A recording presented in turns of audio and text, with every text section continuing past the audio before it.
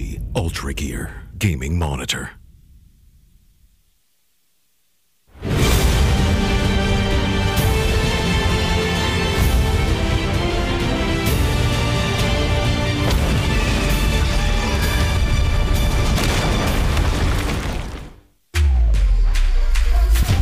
Think she can't get a last-second clutch? Watch this. Think he can't carry his team while streaming in high resolution? All the while recording a once-in-a-lifetime win? Watch this. Think leveling up only happens in-game? Watch this. On Intel Core i7, they'll rise to every challenge. Now it's your turn. Game, record, stream without compromise on Intel Core i7.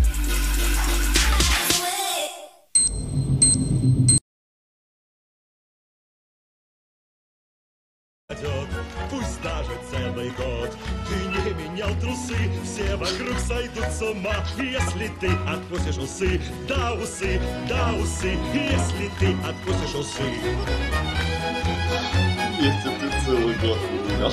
Пускай ты злой урод.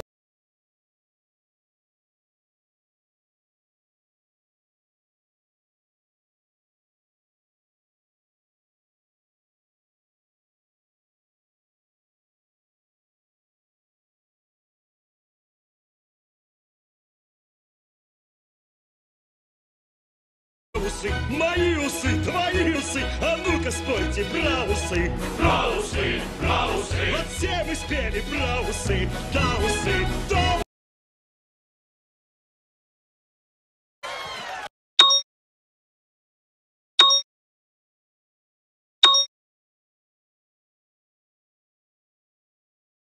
Живи. Слишком толстый ты стал. Он не толстый, он фигуристый. Не,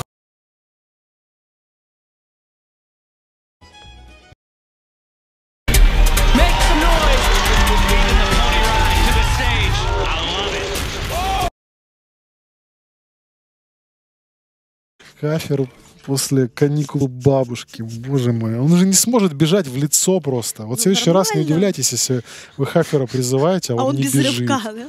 Он потому что от бабушки из деревни приехал. Ну или Хафер, который хорошо провел новогодние праздники. Тоже вполне вероятно. Ну а здесь уже, к сожалению, команды взять от Кварти улетают в контроль стола, чтобы самому не отъехать.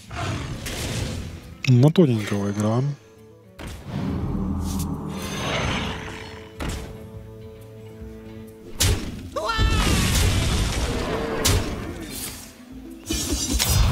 Топорик забрасывает еще сверху. Какие же качели. Александр, градация хаферов. Хафер 1-1, это хафер начала. Кабанчик 1-1. Потом хафер 4-2. Это уже мидгейм. И хафер 4-5, это уже серьезный такой лейтгейм, взрослый, состоявшийся хаферой. Что-то взрослый, состоявшийся 4 атаки, слабенько. Ну хорошо. Нужно еще какого-то хафера в новом дополнении. Побольше. Прям... Может, мы о какой-то карте забыли, сейчас чат подскажет. Ну... То, что похоже на... A lot of rough results, but they did have a really big win against Fnatic just a few moments ago, and definitely I saw them look a little bit revitalized in that game. Yeah, I mean, looking at the Cloud9 lineup right there, definitely Rush came to play hard, Flusher came to play as well, Zelsis played phenomenal as far as I'm concerned for his first really big showing against a Tier 1 team. Looking at Fnatic, they kind of looked lackluster in that match. Astralis versus Complexity, on the other hand, Astralis just came out swinging, right? That wasn't even in contention. Astralis absolutely smoked them. Yeah, I mean, I think that was to be expected a little bit. Like, you expect Astralis to come out swinging that hard. And we can just take a look at the roster. If anyone out there needs a reminder, right? A few teams coming into this event with all 5 players from the starting roster. I mean, I think just when you look at this Astralis team, the numbers just really like leap off the page on just how incredibly dominant that they are. I mean, this team has played 51 best of 3 or best of 5 series and only lost 9. So that means they have won 82% of the series that they've played in Counter-Strike. They've, won 10 of the last 14 tournaments they've attended. They have only placed outside the top 4 a single time out of 16 LAN events. That's their first event together. All 5 of their players are in the HLTV top 15, actually, because I think Zipix is 13. Which actually got me really angry. I'm just Fair going to enough. talk to that point real quick.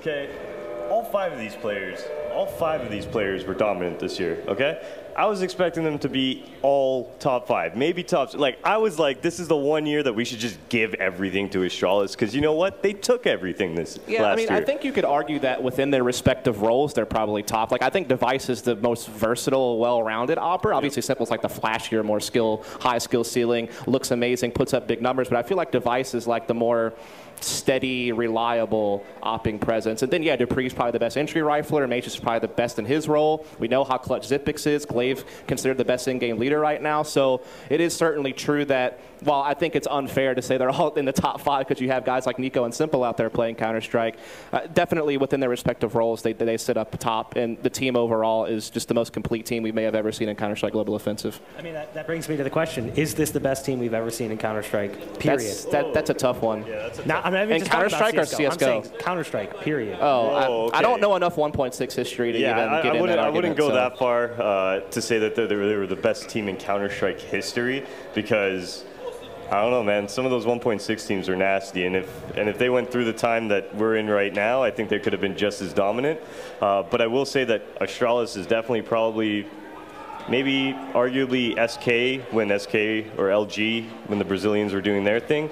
I think Astralis is there, man. I think they're probably. Above that. Pardon me? I would say they're even above they definitely that. are. I think the only team that's even close to being like the best team of all time in CSGO is that one Fnatic lineup from like late 2014, because they just played more tournaments. This team's still going. That's the big thing you have to think about, is that this team isn't done yet. Any other team you compare them to, you know, their career as a lineup is done. So they don't have any more progress to make. What's Astralis, you know, the sky's the limit. So, I mean, the question has to be asked about this Astralis roster, though. Who can potentially dethrone them? Is there a team right now that can actually come out and be the team to kind of knock them off their throne? I think MIBR now, going back to the full Brazilian lineup, Homer definitely has the opportunity to do that. Yeah. But now we're taking a look at the Cloud9 lineup, the team that is, again, coming in as the hometown favorites, obviously, on NA soil here. A lot of Cloud9 fans out there in the crowd. You can hear them for sure. Definitely, yeah, that's right. Cheer it up, definitely. Definitely had a great game against Fnatic. I think the biggest thing I saw in that game that really kind of, I don't know, gave me some hope in them is just the fact that their individuals actually did show up to play in that game, whereas I feel like in a lot of the tournaments towards the end of the year, they were struggling to get performances out of what you would consider their star players. So to see them actually come out looking in good form at least gives me hope that they're going to put some rounds on the board. Now, I think the map is really going to depend on how competitive they can actually be, but at least they came in looking sharp. If they play Inferno again, this will be in all 4 times that these teams have met. They've literally played Inferno, so we'll be looking on to the 5th time that they're playing Inferno. I don't think that's going to be what it is, but it would be hilarious to see Inferno picked once more. Now, 2 of those Inferno games were 16-14 victories for Astralis, so Cloud9 did go toe-to-toe with them in at least half the Inferno games they played. The other 2 were a bit more lopsided for Astralis, so it could very well be Inferno again. I mean, I feel like Inferno and Mirage are just the most popular maps right now as far as like how many times they get played, so you can never count those maps out from winding up, especially in a best-of-1 situation. So before we pull up the pick bands, what do you think it is that we're going to see? Like, you keep mentioning these 2 maps. Do you think realistically we'll end up on either one? I'm going to say Inferno. I'm just going to say Inferno. Oh my God. Okay, no. Okay. No Inferno. So it's going to be Mirage? Yep. Mirage it is. Yeah, Mirage is definitely a scary situation for Cloud9. You have to understand that Astralis on Mirage have won 13 out of the last 15 games they've played on Mirage. They had a little bit of a rough start, or rough patch, I guess you could say, kind of in the middle of the 2018. But again, they are on a pretty good streak of wins right now on this map. Look really strong on it. So this is not going to be an easy task for Cloud9 at all. Knowing the map, knowing the teams, knowing what's coming into this one, Evan, why don't you give me a prediction? I'm going to go 16-7 for Astralis. Dust, what are you thinking? I think Astralis, again, is just way too powerful on this map. I think they just have way too many options they can go to tactically. I think that they can play every style of CS on this map. I think that, you know, Mages is probably the best bomb side anchor on CT side of any player in the world on Mirage right now. I think that they device the best opper, so mobile on both sides of the map. I think they just have way too many weapons on a map like Mirage to just outduel Cloud9. I mean, I'm going to have to pick Astralis as well. I think that's a no-brainer. Coming into this tournament, obviously, hands down the strongest team, but I do believe the casters are standing by, and it's a little bit of a special treat. I believe we've got Moses and DDK in the booth. Take it away, boys. Yes, indeed. It is a very special treat. What's up? What's up, Dan? Not too much. Your fans are all back here. You hear them screaming? Yeah. That's good stuff. This is a good crowd. You have your code wrapped around them. I know. This is I'm used to this. Better. All right. Yeah. Yeah, we're back into it after the holiday break. Hope everyone had a good holiday. And obviously Cloud9 versus Astralis, the winner's match of this first group, which is going to be, I think is actually pretty interesting. Obviously Cloud9 underdogs, but they looked good. Cloud9 is an interesting one. They must be some of the hungriest players out there because you have Rush, who's just been denied having a team that has any stability. Who's just been living in esports hell for 2 years. Yeah, I mean, it's so you got to feel for the guy, and the thing with Rush as well is that if we focus on him just for the moment, he's a player that I feel like he's ready. He's to have career best each and every month. He feels like he's just ready for that moment, and they've had all these roster issues, so it's cool to see that they're finding a good interim solution here in Zelsis, and I think the lineup makes a lot of sense. I think from the roles and the way they gel together, I think everyone's on the same page, and the team has so much firepower. Yeah, certainly early returns for them have been probably better than most people probably expected it to be, which has been cool. I mean, it hasn't been too much, right? They had the Lisbon, and I think now just this one game that they've shown so far against Fnatic earlier. Astralis, they're just still trucking. You know, I mentioned against Complexity that Cole was going to have to just rely on them being like rusty coming out of the gate to start the year. Didn't look like that whatsoever, and we're live into it. For everyone here at Ibuypower Masters, Cloud9 taking on Astralis. Yes, and we already see that Astralis are looking for that B play, and Cloud9 seems like they have an inkling as to this. They're already setting up towards the catwalk position. Nice boost there on the double crate. In goes Astralis, straight into that B bomb site. They've got position, but well, this defense isn't going to be too easy to break back into the bomb site here. Astralis have done a nice job locking him out. Yeah, they're going to have to get some really nice shots from Market. Damage is being dealt, and they're still blocked off by the smoke, and now the aggression. Dupree pushes up close, denies a lot of space, and Cloud9 just trying to hold back, but this delay tactic is working perfectly for Astralis. Yeah, I mean, they're completely right. This delay is so strong at the moment. It's all going according to plan, but Cloud9 have to pick the right moment. But when will that moment be? They're desperately trying to get through these choke points, but the defense, it just seems too strong. But here we go. In goes Rush, in goes Automatic. They get the kills, but will there be the time? Magic's still there to try to delay. Oh, can he see a knee? Can he get it? Oh, just about. And there it is. He holds it down. The last headshot as well. Lovely stuff from Astralis. That was really, really good. And I mean, you mentioned Cloud9 had to pick their moment wisely, and unfortunately, I think that decision was just taken out of their hands. Astralis never let them find that moment to actually get in. Still almost make it work. It hurts. No kits. That late into a retake, when all those smokes finally fade and you feel like you can finally make your move, it's so deep into the bomb timer. This around to Astralis, we've got a Zeus on Zelsis. Nice. That's cheeky from the rookie. Yes.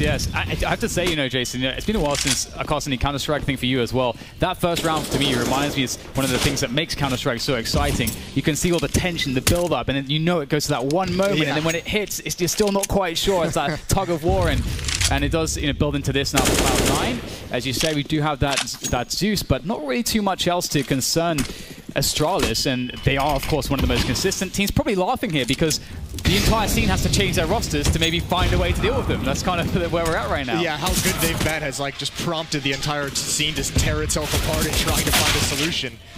And it's not just going to be a roster that's going to kind of fix things. It's also going to be, it's also going to be practice. It's going to be hard work and everything like that goes along with it. So, sorry, we just had our monitor flicker off, so we were a bit confused. Rush alone with the Deagle. Glaive has the Zeus now. He's taken it out of Zelsis' cold, dead hands. Yes. It's looking pretty smooth so far. And this is one of the things also that we know Astralis to be very good at, just that consistency. They are so methodical. They've got great chemistry. And we're in this place as well where I think it's been quite a while now where we've had the Deagle, especially in rounds like this. We're just saving. You buy a couple of Deagles and you can get ridiculous value out of it, almost to the point where it really feels unfair. But Astralis, again, saving all the money, preventing any loss of economy, really making sure they don't give any edges away to Cloud9, who will finally get a buy-in now as we enter round 3, but Astralis have the money. They got to start. They get to take the initiative. This is a very scary way to start off your Mirage if you're their opponents. They also didn't take too much damage in that second round, so it's not like they have to worry a whole lot. They're able to build up some bank, even small bonus with those UMPs that can still be so deadly in these rounds. And look, fast-paced perhaps with the SMGs, double aiding towards window. A third comes in late. No AWPer there from Cloud9. And the AUG starting to get comfortable seeing that on the screen, as Astralis is going to adjust back through T-spawn towards this A bomb site. 3 players on the defense, but Kio's kind of pulled farther away, playing inside of Connector, having to worry about mid-pressure. Big job for Rush.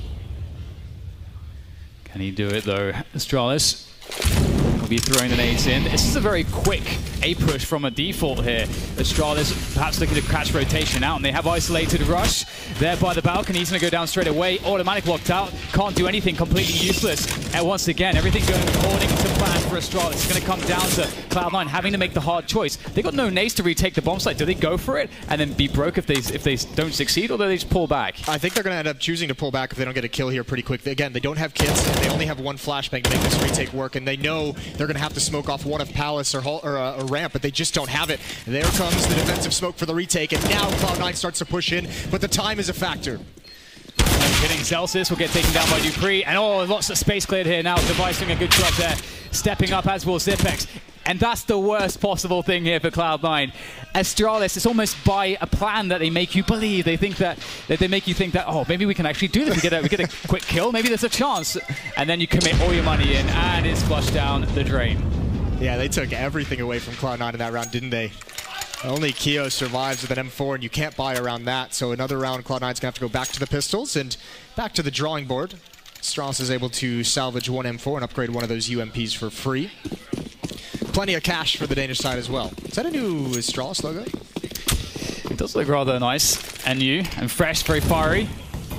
I mean, they are constantly on fire, so it's very millennial. So it makes sense. Makes sense. We'll see if Cloud9 can find a way to extinguish that with the Deagles. Two Deagles that they have in hand here. Zelsis in position with one of those. Flusher locked out by the smoke, but Zelsis, will they suspect him? Is there an AK? Yes, there is. He's got cover of smoke. One more player. Here's the footsteps. Another one for him. And maybe a chance here for Cloud9 as Zelsis still tries to occupy space here, create distraction, and it's looking like it will work out. What a round from Zelsis, just patiently waiting for his moment, and he found it this time. Defending this B rush, 3 kills for him so far. Hiding behind bench now, and Device comes in late. 1 minute left, completely blinded. Spotted him out, Zelsis with a peek, and he's going to get his 4th. The rookie delivers in round 4. Cheeky 4 kills, not bad, not bad. 1 overlooked spot, and Zelsis, he's in that spot and he shines. That's definitely what you want to see. Brings a lot of confidence to him, I imagine. You know, not used to playing such titans on such a stage, perhaps, and so it's a good start for them. I even just asked him, because I asked him if this is the first stage he's played on. I asked him after that first game, and he said a little bit nervous, but he forgot about it after a couple rounds. Automatic takes a lot of damage just to get that 1 peek off, and he gets no return, but Dupree tries to catch him, and Kio's ready. Good cover, and Automatic needs to find a way back. There goes Kiyoshima, and now he's just zoned in. Flusha chiming in just to buy his teammates time. That's all the pressure coming from mid, but Automatic misses his shot.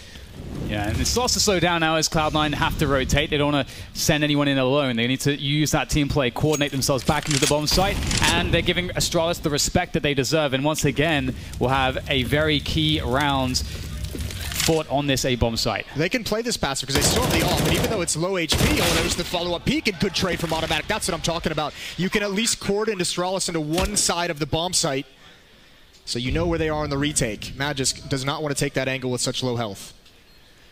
All on the knife edge now here for Astralis with very weak matches. Down to Zipex. Great spray comes in. 2 quick kills from him. I don't believe it. 1 more player to go. It's Automatic. Is pushing in from Connector, but it doesn't really seem like he can push any further. Drops the smoke defensively, I think, as he wants to try to escape with this AK. And once again, Cloud9 are denied on this A-bomb site. And once again, Zipnik just coming in clutch. Not even the 1 versus 2, 1 versus 3, just the double spray down long range. That was a beautiful sequence. And Zipnik delivers in the post plant. Astralis back on the board and a pretty harsh reset onto Cloud9. They're going to buy again. Automatic has the AWP. He'll drop an M4. Zelsis can buy himself. They'll scrape together what they can around that, but they want to continue fighting while they have some of the cash flow. I really like that round from Astralis too. You know, they show that they are the kings of the fundamentals of Counter-Strike. They go for that fast mid play with a couple players, pull the players from the CT defense towards connector, then burst out with 3 versus 1 on the garden stairs, take the site for free. Such just good fundamentals from them, so clean and crisp. And speaking of clean and crisp, Kiyoshima starts things off well for Cloud9. Yeah, but in return, Automatic goes down. That's the AWP. Someone's going to want to rotate. Probably Flusha, who's close by. You could see just wants the weapon. All he has is a deagle. This is going to leave Zelsis very much alone for the time. Flusha gets back there quick with that AWP. Some fire exchange over on A ramp. Oh, Zipnik's going to have to eat that nade down very low. 19 HP, and Zelsis under pressure now. He's falling away, and Magisk is able to clean it up. That's a beautiful play. They're just lurking in through that B apartments. They actually know they invested 2 players towards that, and they will open it up. They've got over a minute left in a 3 versus 3 with some utility left here between Dupree and Magisk. Magisk will continue to pressure the bomb site, gain space to allow his teammates in there for a plant. But Flusha, he's in a forward position. Will they account for him? He's the difference maker here for Cloud9. Needs to hit that first shot. He's waiting patiently. Distraction from Rush. Can they buy Flusha one opportunity to pull the trigger to swing the round back in their favor? Yeah, he's going to go for the planter. He's trying to be patient, but Astralis is so diligent. They clear it out just at the last moment. Now Rush trying to sneak his way in. Keo with one more kill, and he's going to hold. He's going to allow Rush to take the next step, and it's going to be an easy one. Zipnik's not looking with low health, and it's Dupree in a one-on-one. He knows exactly where he is, does Rush. Drops the smoke. Now Dupree has to start asking questions. That nade, even if it was a full connection, does he know how much health Rush has? No, but there's the dink. Lots of confidence there from Rush. Dupree knows he has to fall back. He can't really make contact here because Rush will get the kill. Has to play the delay here. Oh no, Rush still gets it. Is there time? There's no kit for Rush. I think he's got it. I think he's going to just barely have it. Oh, it's going to be close. Should stay on the camera. There we go. No! Oh my goodness gracious me, Rush. Oh, you feel like Cloud9 is just not catching a break right now. No, they really aren't. That was very narrow, and Rush has got to be frustrated. Good play from Dupree, just calling the bluff. Gets dinked immediately down to very low health. Says if you have the balls to stick it, go for it. You can have the win, but Rush wanted to finish off that kill first. Probably not a whole lot of confidence in the 10-second defuse. Oh, it's so hard to know, isn't it? We're seeing so many Kriegs and Orgs. Sort of fun, especially for Device. He's able to get his first kill with that Krieg. This is people call it Krieg these days? What's that? Do people still call it the Krieg? Or am I just old-fashioned? I think you're old-fashioned, but I appreciate it. Here we go, Zipnik's not going to clear that corner, so the machine does make mistakes once in a while. And Zelsis and Flusha, really not a whole lot to do. Yeah, this is one of those situations, isn't it? When you're on that CT side and you start off with no money, it feels like you're fighting this crazy uphill struggle. The other team gets really, they get into your head. They can run the rounds on the T side in a way that can sort of manipulate you in the future rounds to come and just make it very hard to read what you're doing. Astralis always know exactly what Cloud9 have. It's just so difficult to break this. And now you're at the point if you're Cloud9 early on in the half where you just feel like you need to buy, even if you want to save another round for some AWPs, even if you feel like that's the solution, you just need to get those numbers on the board. Down 1-6. There's the op on Automatic, but he's got one smoke. He's no armor, and again, no kits. We've seen that come into play a couple times so far into this game. Nice pick from Automatic. They needed that. They needed some kind of an advantage, something to be happy about this round. And Magisk so good at this kind of a play. Another test for Zelsis early on, and it seems like they almost are leaning towards that bomb site a little bit early on in these rounds just to see if he's going to be able to deliver, just to see if he's going to be able to hold up to the task. And now he really has a massive task. He's got to be the playmaker. He has to swing things back in favor, and he will do so perhaps. Gets one kill, but there is one player creeping nearby. That is Zelsis, lurking around the corner. Doesn't account for him, and he is going to buy so much time here. Zipnik's, there's not really almost that much he can do. Caught out by Catwalk players surrounding him from all over the place. And Dupree, I mean, perhaps it's just a walk to his demise. See if he can get some damage in. See what he can do. Jumps through one smoke just to hang out in another. One kill would be great. Anyway, you can limit this money of Cloud9 in a rush. Oh, he's the next opponent. That's possible, but I think that tag from behind onto Dupree kind of confused him at the last second. 4 players survived for Cloud9, so a little bit of a leg to stand on moving forward. Automatic not going to leave him hanging, and you got Rambo chilling in the background. Yeah, and you know what? Seeing Cloud9 win a round like that really makes me feel confident. They took the fight to Astralis, found 2 early picks, threw Astralis off their balance in that round, and now they get to try to string some momentum together. Automatic, looking to get aggressive from Connector. And you can see, look at this response from Astralis, really heavily favoring that top mid take straight away in the default, which helps you to defend against early mid aggression. But Cloud9, they are chilled out here, but they are ready to fight to retake it. 2 in Connector. Astralis saw this setup earlier when Dupree tried to punish Automatic. Keo still just waiting. There comes one more smoke, jumping in, and it's Keo with Flush's help from Catwalk. Boosted up on the box. Does the damage for the nade to finish it off. And Magisk again gonna test. He wants to find this duel against Celsius, and at the moment, he's just gonna get boxed in by the Flames. And once again, Astralis starting to lose players early, but once again, Magisk finds himself a way to open up this B bomb. So we're dropping in here, trying to create all kinds of chaos. Now Flush has got to be so careful. If he goes down here, this could be really, really problematic for Cloud9, and he will. Magisk is just doing so much work, and Automatic watches for the cross, but the bomb side is lost. Oh, Magisk swings out to the open. He wanted that fight against the AWP as well. It's not going to happen. And that was a bit of a disaster. They knew Flusher was on Catwalk. When Magisk gets the first kill, that is a dirty little drive-by. When Magisk gets that kill on Azelsis, he realizes it's not Flusher, so he knows one more is coming, and these are stunners from Device. Shutting down the retake. They know exactly where Keo is. One more for Device. 3 total in the round. And Astralis again respond immediately. Yikes.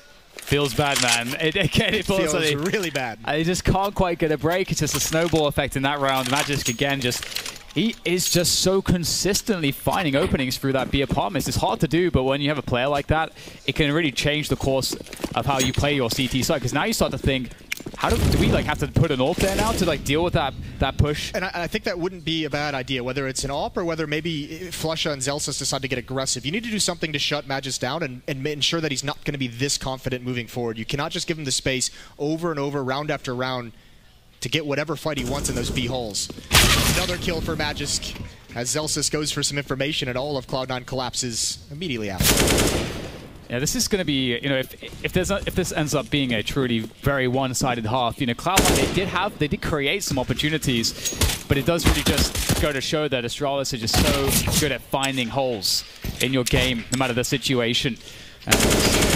There it is, 8-2 for Astralis. Their play calling is just so decisive that it doesn't necessarily always matter what they do in the early round. Even if even if you get a 2-for-2 trade, they're very good at kind of figuring out which players have rotated where and where the weak spot is in that defense in their 3-on-3. So they're willing to take some risks early on. We've seen them be highly aggressive towards Palace. We've seen it in middle, not always successful, but they find a way to close the round out in the end. And, wow, we have a very quick change of approach here from Astralis.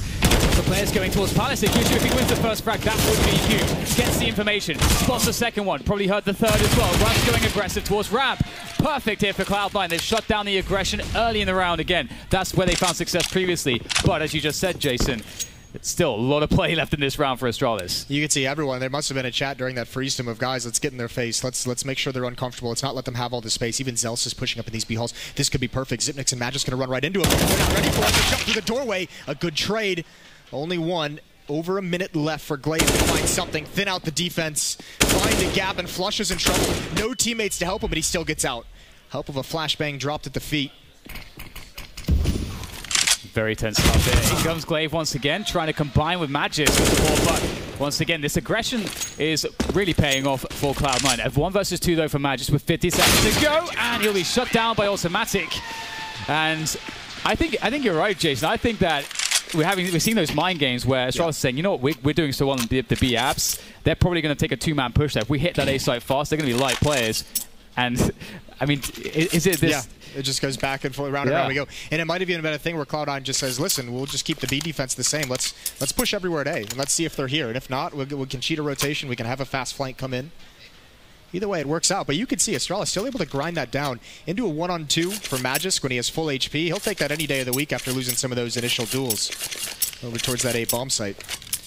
It's like you're not just playing Counter-Strike when you're playing Astralis. You're also playing chess at the same time. Yeah. And it's really difficult to make the right calls. And you a chess player, Dan?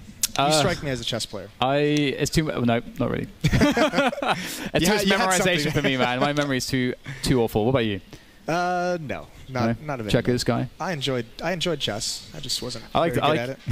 I like checkers because, when you get to that piece at the end of the board, you can stack them up. It feels very strong. Yeah, I like it. I think it's called being kinged. Yeah, there you go. So, Astralis now have to answer Cloud9's success. Can Cloud9 actually string some momentum together? Because despite how dominant the first half of the half has looked, there's so much opportunity to turn around for Cloud9. There's been some cool things for Cloud9. Unfortunately, they haven't been able to win 2 rounds in a row yet in this game. And look at this, a small switch in the D, actually a big switch from the B bomb site over towards Palace. Playing the ends of the map is Zelsis as they swap over, and look at Rush. They saw this aggression in the previous round and they're being very wary of it again. Rush gets away with his health, takes a lot off of Zipnix. This leads that B side of the map. This is actually a big risk for Cloud9 considering B has been under so much pressure. The only defense there is automatic with an AWP looking for the window cross.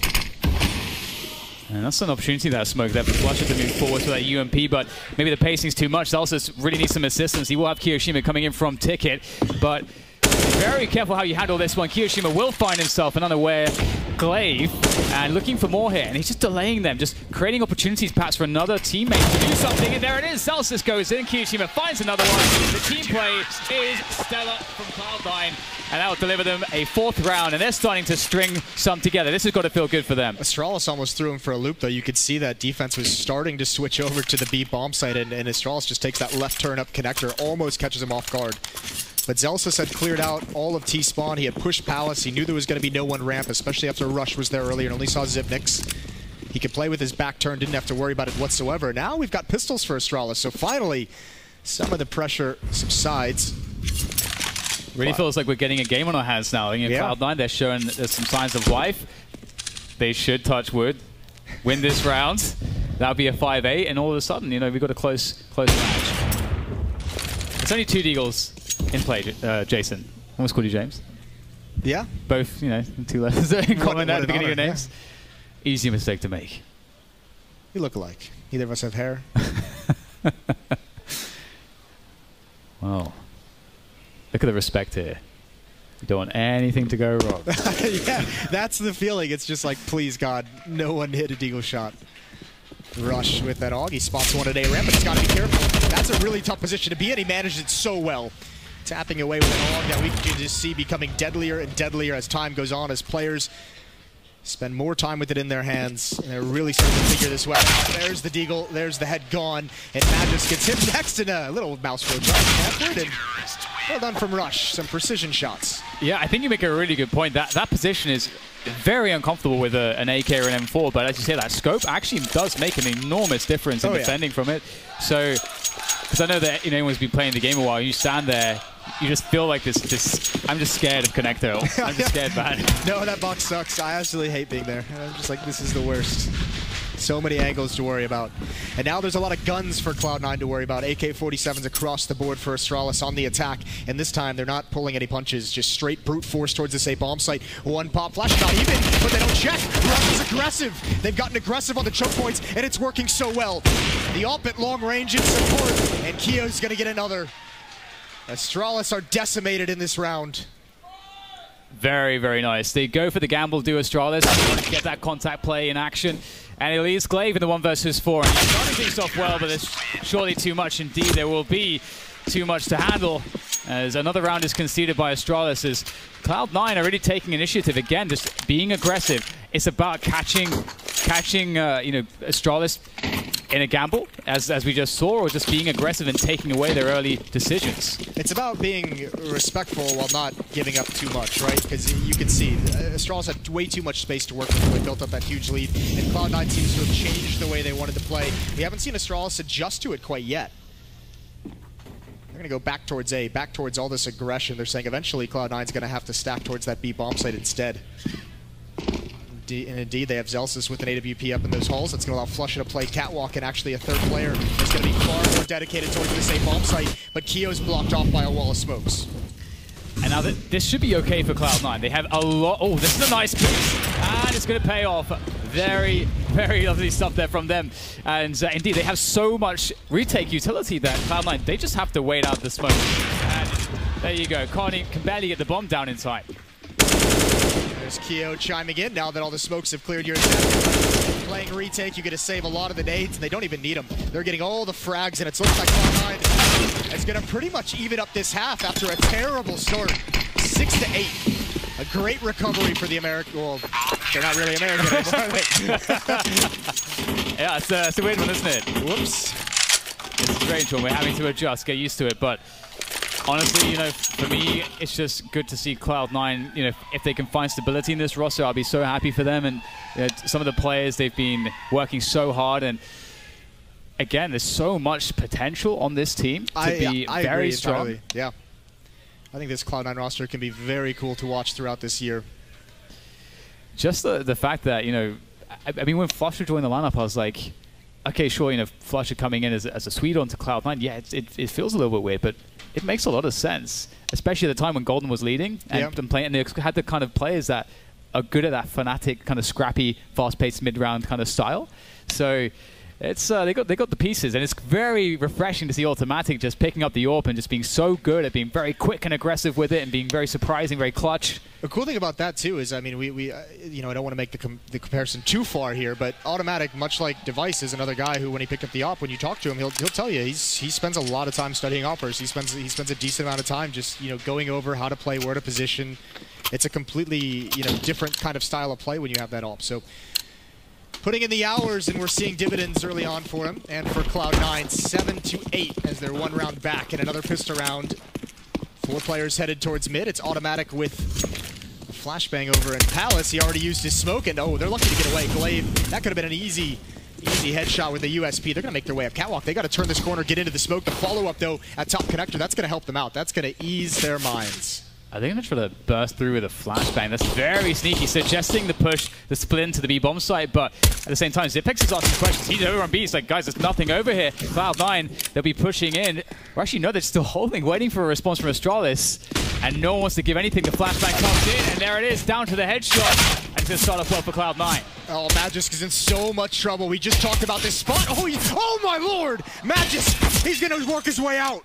And now he's going to fall back. Now he's giving his team a 2-on-2. Miraculously, and he's finally shut down, but so is Keo, and it's Supreme. 1-on-1, and Flusha stuck over towards jungle, waiting for the peek. He's got that USP. There's the headshot. Somehow salvages the round. Oh my god. what on earth was that? Just out of nothing, Magisk finds himself 2 brilliant kills, gives his team a chance back in it. You don't know what's going to happen until the very last shots are fired. And thank God for Cloud9, they managed to turn that one around. They get a chance to actually win a pistol. Now we get to see how things start off when Astralis are in the same shoes as Cloud9 were. Well, hold on to that thought, because Astralis has something to say, and they're doing it with Deagle and USP across the board. There goes Automatic, a 2-on-4. Can't get too comfortable too quickly. They only have USPs, Jason. I know, it's a beautiful thing, isn't it? Device now getting aggressive, and he still just has the pistol, still just the USP. Magisk in the window is going to back him up with the Deagle, and Device is going to creep up. He wants that angle, he's going to get it, but dropped for his efforts. Cloud9 can be patient here. 1 minute and 15 seconds. They need to just take a breath and get their bearings. I think I need to take a breath as well. This shouldn't be happening. USPs. Wow. If you drop your USP, Jason, you've done it again. It's gonna keep happening. It's gonna happen. It's just gonna keep happening. Let's just accept accept it. You guys are a cute couple. But if you drop your USP, you'll spawn with a new one next round for free, Jason. That's how. That's where we were going. That's what we're talking about here. And look at this. The deal comes in. Magisk is ready, but Kiyoshima is ready too, and he's got an AK-47. So the world is righted once again. That was actually, I really like that call from Xyp9x and Magisk, what they were doing. Xyp9x just holding the B bomb site. Magisk going to try and funnel him there. The only problem with it is there's just so much time on the clock.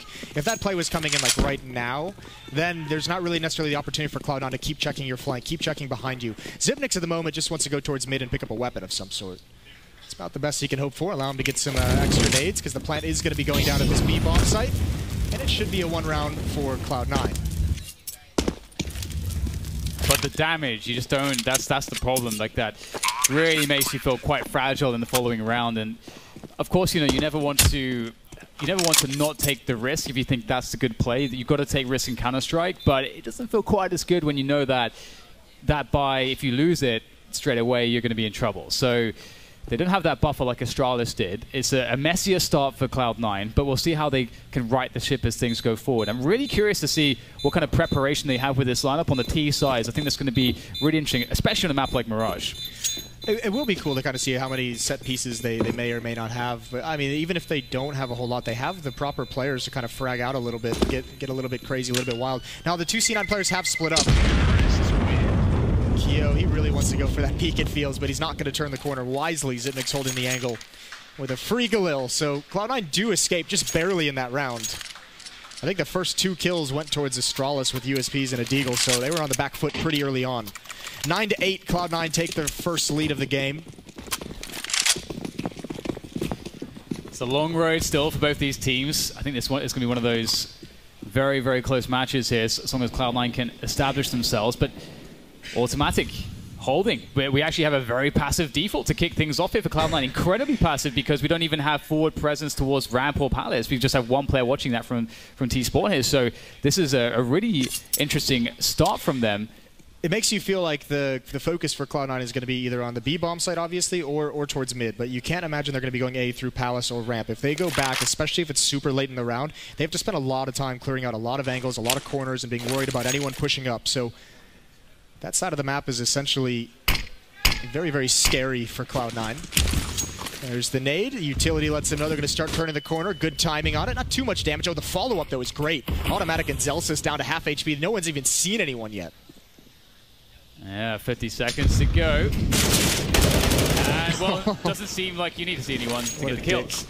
T3 going in with a flashbang, wants to get the info. He got the kill, wants to get the info. He's going to keep pushing. He's going to find a lot of value from that push, and now there's real trouble here for Cloud9. They've burnt a lot of time from the clock without really doing all that much, and dupreeh is loving it. And they don't have the option to go back towards the A-bomb site, as we talked about earlier. They were so passive there, that's just not available to him. And dupreeh is essentially playing 2 offensive halves here. They're going to try and hunt him down. It's going to take time. It's going to take life. Rush falls, and dupreeh gets another.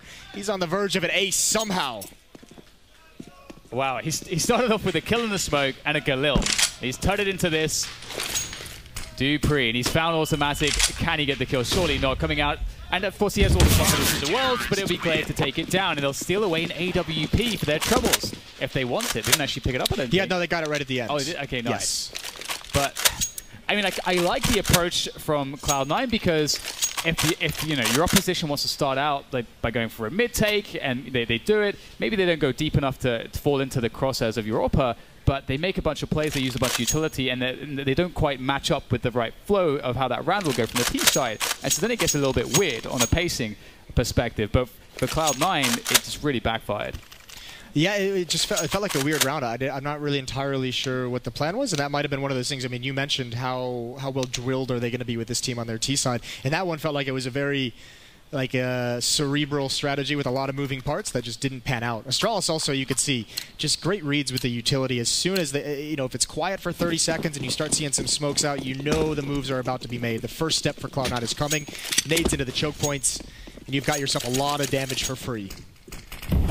And it definitely helps with dupreeh just going off like that. It's so cool to have like a bunch of players like that on your team. They can just take... What a pleasure. Oof, nicely done. Through the smoke glaive, he's known for it. That's a nice way of putting it. Yeah, he's one of his skill sets. I can't do that. I just don't have the feel. Yeah, it doesn't work for everyone, does it? Yeah, you just gotta have those hours, man, and just Flusha was known for that at one point too. Yeah.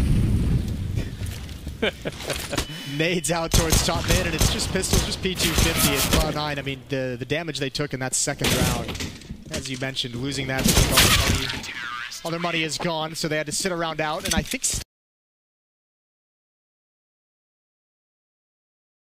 I don't even think they can buy him this round. Now it's like right on the edge of what you can do on this T side. I think they might just choose to do a half buy and go for a more powerful, impactful purchase in the next.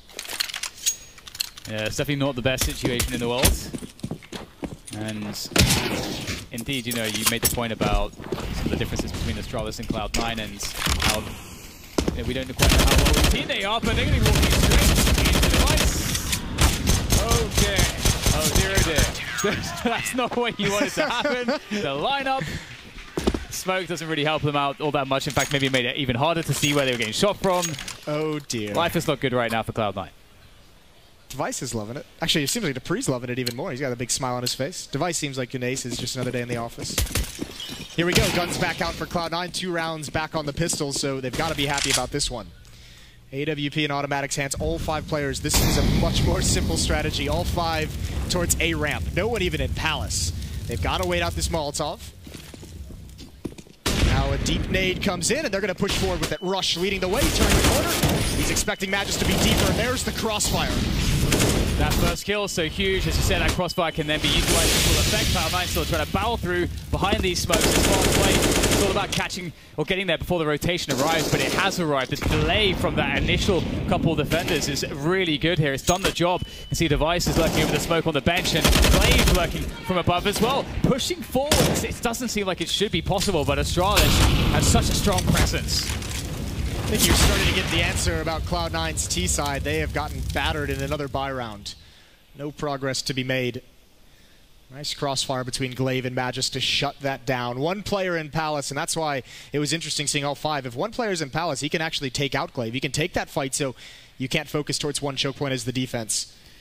And the really sad thing for them as well is that if that first entry kill into the player in Shadow happens, then there's no crossfire, and then the team can move forward up to the bomb side, and then all of a sudden it's probably an easy, they can throw more nades. They had lows left because they went contact, and they can actually have maybe it's like a 3D situation, and it's just that first kill. It can make so much of a difference. That's why entry fragging it's quite nuts. Love your entry fraggers, is what you're saying. Yes, they go through a lot just to try and get one very important kill. Impact frags. 12-9. Astralis starting to run away with it.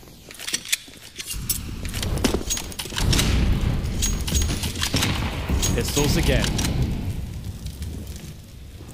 You converted to the Tech 9 yet? Am I converted to the Tech 9? I didn't know there was a movement to convert to the Tech 9. I didn't know it was a cult. Well, I guess it's just the fact that the series has been getting gradually worse. People are switching over, giving it a try. Doesn't work for me, Jason. Listen, I ride or die with the PT all day long. That's true. I've actually seen some disgusting stuff from you. The honest PT50. It's a beautiful, beautiful pistol. Smoke is going to delay things. They might just take the risk and go right through it. Don't have a whole lot to, you're not going to try and hold on to the rifles or anything like that, and especially with that information. Yeah, right through. Good trade for Keo with that CZ that you think has been weakened. Good dink onto Keo as well, but he's got the M4. He can just pass it over to a high HP player, and Magus still doing work. No reason for him to calm down. No reason for him to move from that spot. And Zipnix as well. The transfers down to Keo and finally finished off. Yeah, that like a peak like that from Zivix right at the end there, that's actually just like, what, I feel like, I'm so confident that my team are going to do well. Like, I don't even have to, because otherwise I don't think he peaks that normally ever, so. And why would he have to worry?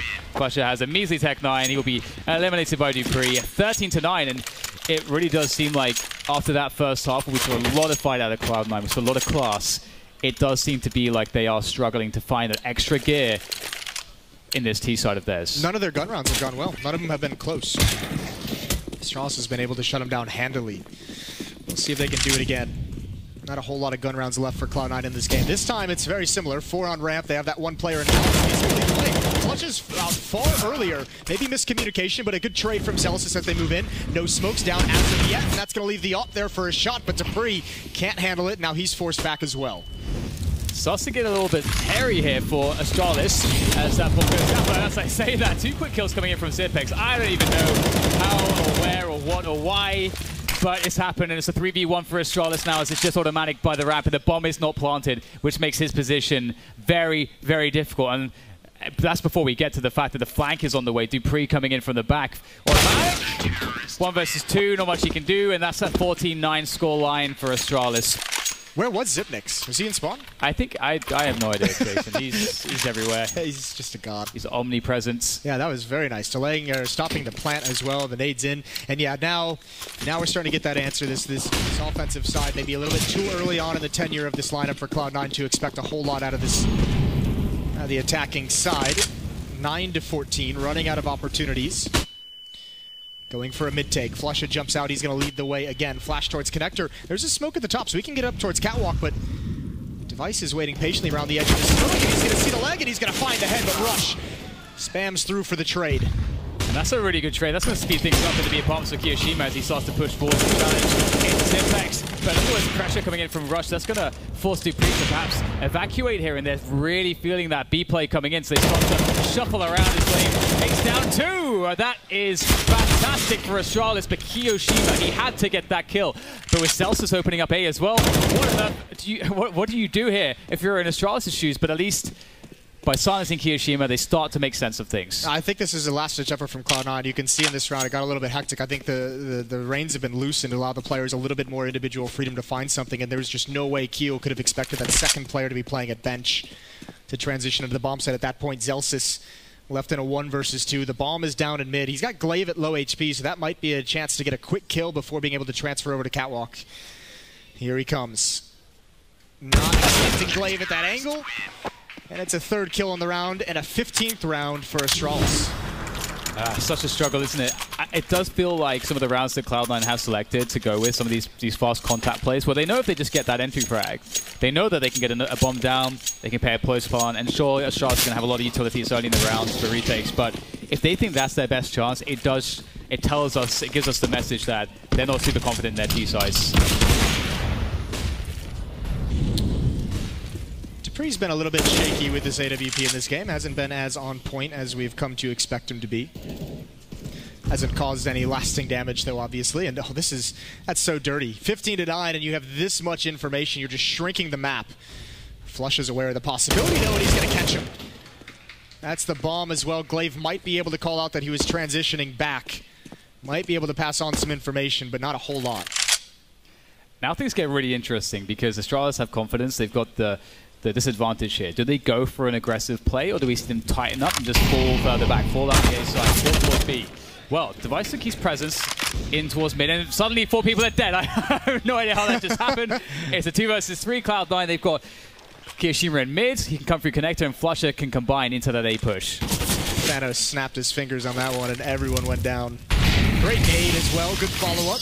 Molotov put out 3-on-2 in the favor of Astralis as Cloud9 tries to take this A bomb site, and Astralis gets passive. They don't mind giving it up. Miss coming in, and Dink is there. Dupree holding strong, but not strong enough. Kiyoshima will have him easily. 1 versus 2 for him, though. He's got to be clutch, he's got to be fast. And there it is, turns this back to Zipex. That's the 16-9. Astralis showing us once again just how solid they are, no matter what the situation is. Yeah, that was the winners match as well for Group A, so that means Astralis is going to be moving on to the semifinals, which will be played tomorrow. We'll yet to see who they meet. They're the first team that I know of that has moved on. Not sure how the other stream matches are going, but yeah, dominant win. I think again it was one of those things where you see some cool things out of Cloud9, but it did just feel too early on that T side to expect them to be able to overcome Astralis' defense. Yeah, it did seem to feel like, to me, they were starting to rely on the more gambly type of T side, which is fine. That's completely fine. If that's how you feel like that's the best chance to win the game, they did good enough on that first off that if they did win the right rounds with some of those plays, those contact plays, get that entry frag, snowball it a little bit, maybe it's Counter-Strike. Maybe in the best of 1, that's all you need. But it does show the lack of depth there on that T side. Yeah, it's just a situation where you saw Astralis on their offense. They got to put Cloud9 into that economic zone where you just can't really afford. You get a couple easy rounds. Cloud9 never got the easy rounds. Just got Yes, yeah. Yeah, it was a bit rough. There was a moment in the first half where I was like, I felt so bad for them. I'm like, it feels like they're playing so well, but that one thing. Astralis just find that one thing. It's so cute the way they try. But I have to say, as you said, Celsius, first time on a stage. Yeah. And he performed pretty well. Yeah, he had that great round over in the B apartments, that 4 kill to kind of save the round and everything like that. So I think we've seen some good things out of him today so far in this event. And I guess it's just going to take time to kind of pinpoint exactly where he's at. Either way, we're going to head back over to Bach and the boys on the desk. All right, thank you very much, Jason. Appreciate that. A bit of an interesting turn of events here as we got a little distracted there. That feedback hit my ears. Cloud9, they do still survive. Like, they're not out yet, but Astralis obviously makes it into day 2. Sorry, go ahead. I was going to say that I think that first half was just way too brutal, right? I mean, Cloud9 gets hard reset twice, and that allows the Australis to go up. I think it was like 8-2. Did a little bit of resurgence from Cloud9. I think that what they really banked off of was the fact that they were able to get really aggressive on their CT side. Like Kiyoshima would like push a ramp, or he'd push mid. He'd get a couple of kills. We had that one round where Rush was pushed up close and caught a Palace push. So I think some of the forward positioning that Cloud9 were able to achieve in the latter first half got them back in the game, but then Australis just suffocated them on their own CT side. There wasn't really anything there for Cloud9 on their gun rounds. I kind of expected it to play out that way. Cloud9 showing a little bit of life, you know, on their CT side, definitely the easier half. But once you move on to T side, you need a little bit more organization. You need a little bit more structure. You need a little bit more time together, right? And that's what Cloud9 didn't have when you're going up against a team like Australis. Once they roll on to CT side, just another day in the park for them, right? They know exactly what's happening. And they're going to go ahead and just simply stomp through their CT. I will say this, the one interesting thing that I think we got to learn from watching Australis play this game was, you know, their trademark CT tool was Device's op and how mobile he is, how he can kind of change his starting locations, or after he gets a kill, move to a different position. He didn't even op any of those CT rounds. I think Dupree had the AWP every single time, and he was using an AUG. So that was an interesting change. I don't know if that's going to be like something that's persistent, but it was neat to note that, and it wasn't even spawn-based. I thought it was at first, but as the half kind of progressed, I just kept seeing Dupree always having the AWP, and he's a capable secondary opper, and at times was the primary opper. But it was interesting to see that change, and I'm kind of curious, you know, how that plays out in time. I mean, one of the things about Counter-Strike is it's about who makes less mistakes, and obviously Cloud9 made a few mistakes. Astralis is the type of team to really punish you for those mistakes, and that was really what was key. Yeah, Astralis definitely showed that this is why they're the best in the world, right? Not ever kind of wavering through that match. Yeah, Cloud9 had moments where they were strong in it, but overall it was pretty much Astralis just coming through whenever they wanted, whenever they found an opening pick. Even if Cloud9 got that opening pick, there was a good chance that Astralis within a few seconds was trading it or getting an opening pick on another side of the map. You were pointing it out when we were watching it in the green room, when your opper's got an AK like that, and we were talking about Device. I mean, how can you really stop them? Device was running around with an AK. They were down and op in times, and they really had no problem with it. It was a great display out of Astralis. Definitely, I wouldn't say it was one of their harder matches, right? I definitely think that going throughout this tournament, we'll see them really tested, you know, moving on into the playoff brackets. But definitely going up against Cloud9, I think it was more so Cloud9 showing a lot of life. That's the problem is anytime you're in a best-of-1 situation and Astralis gets to ban 3 maps, like, you're out of luck at that point, because it's like, all right, like, we won't play Cash, we won't play Train, Overpass is giving us a little bit of trouble, let's get rid of that. And then every other map there, I mean, they have substantially crazy winning streaks on. So, yeah, there just was never really any hope, especially with the situation Cloud9's been in. I mean, they've had a different fifth the last 3 or 4 tournaments in a row. So when you have that level of instability and that, you know, probably limited amount of practice through it all, it's going to be hard to go up against a team that's been together, I think, since either February or March of last year. So almost together for an entire year, 16 tournaments played. This is their 17th event. It's just hard to go up against that, especially when they're the best team in the world. Well, I mean, is there a silver lining right now for Cloud9? Looking at that, they did put up a decent number of rounds, maybe more than I would have given them. Is that just because they started on the right side of the map? Like, maybe if that's flipped and Astralis is starting on the CT side, this is more of a blowout. Yeah.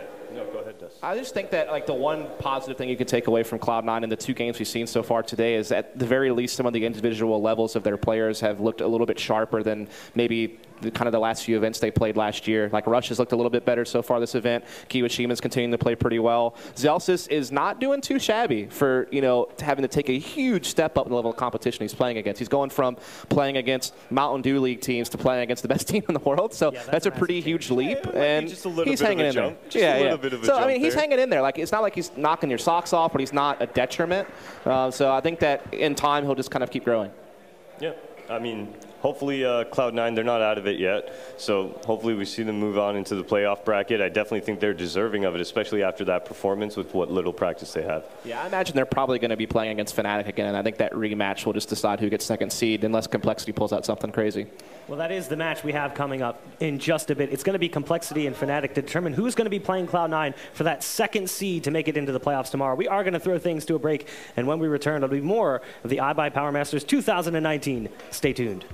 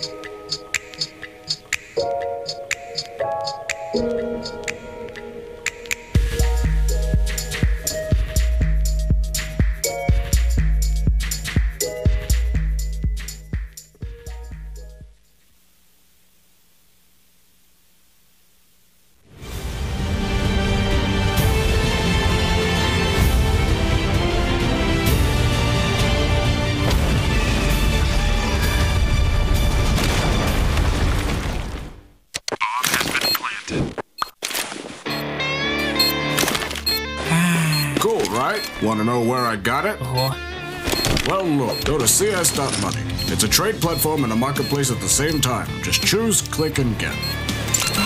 Good luck, bro.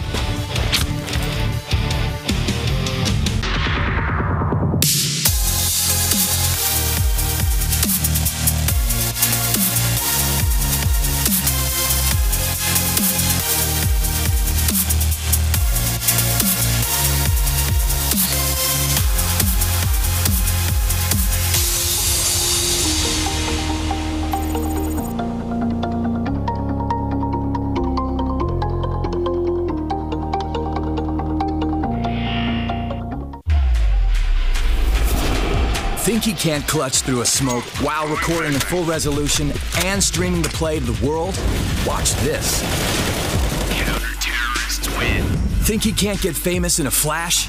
Like become your own meme famous? Watch this. Think he's been there, done that? With Intel Core i7, he's just getting started. Game, record, stream without compromise on Intel Core i7.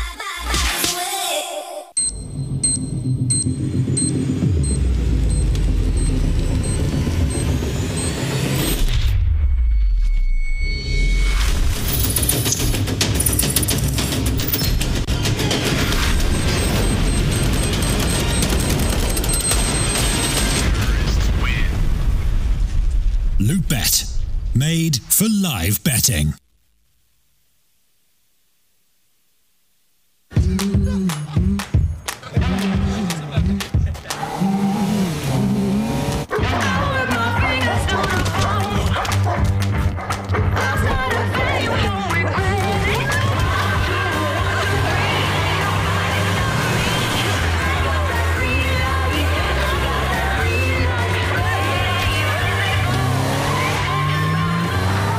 Introducing the all-new Corolla hatchback.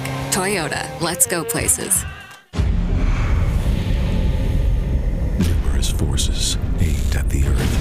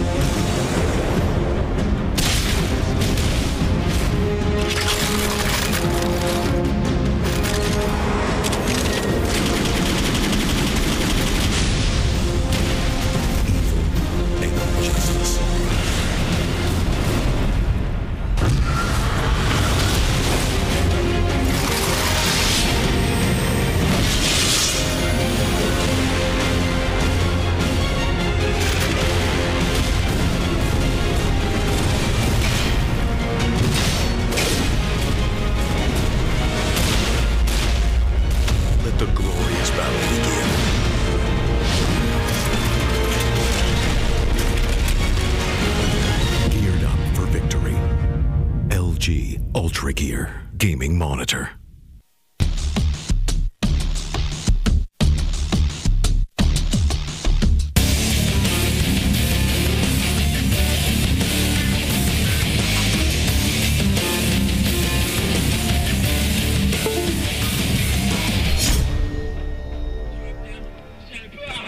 And welcome back here to Ibuypower Masters 2019.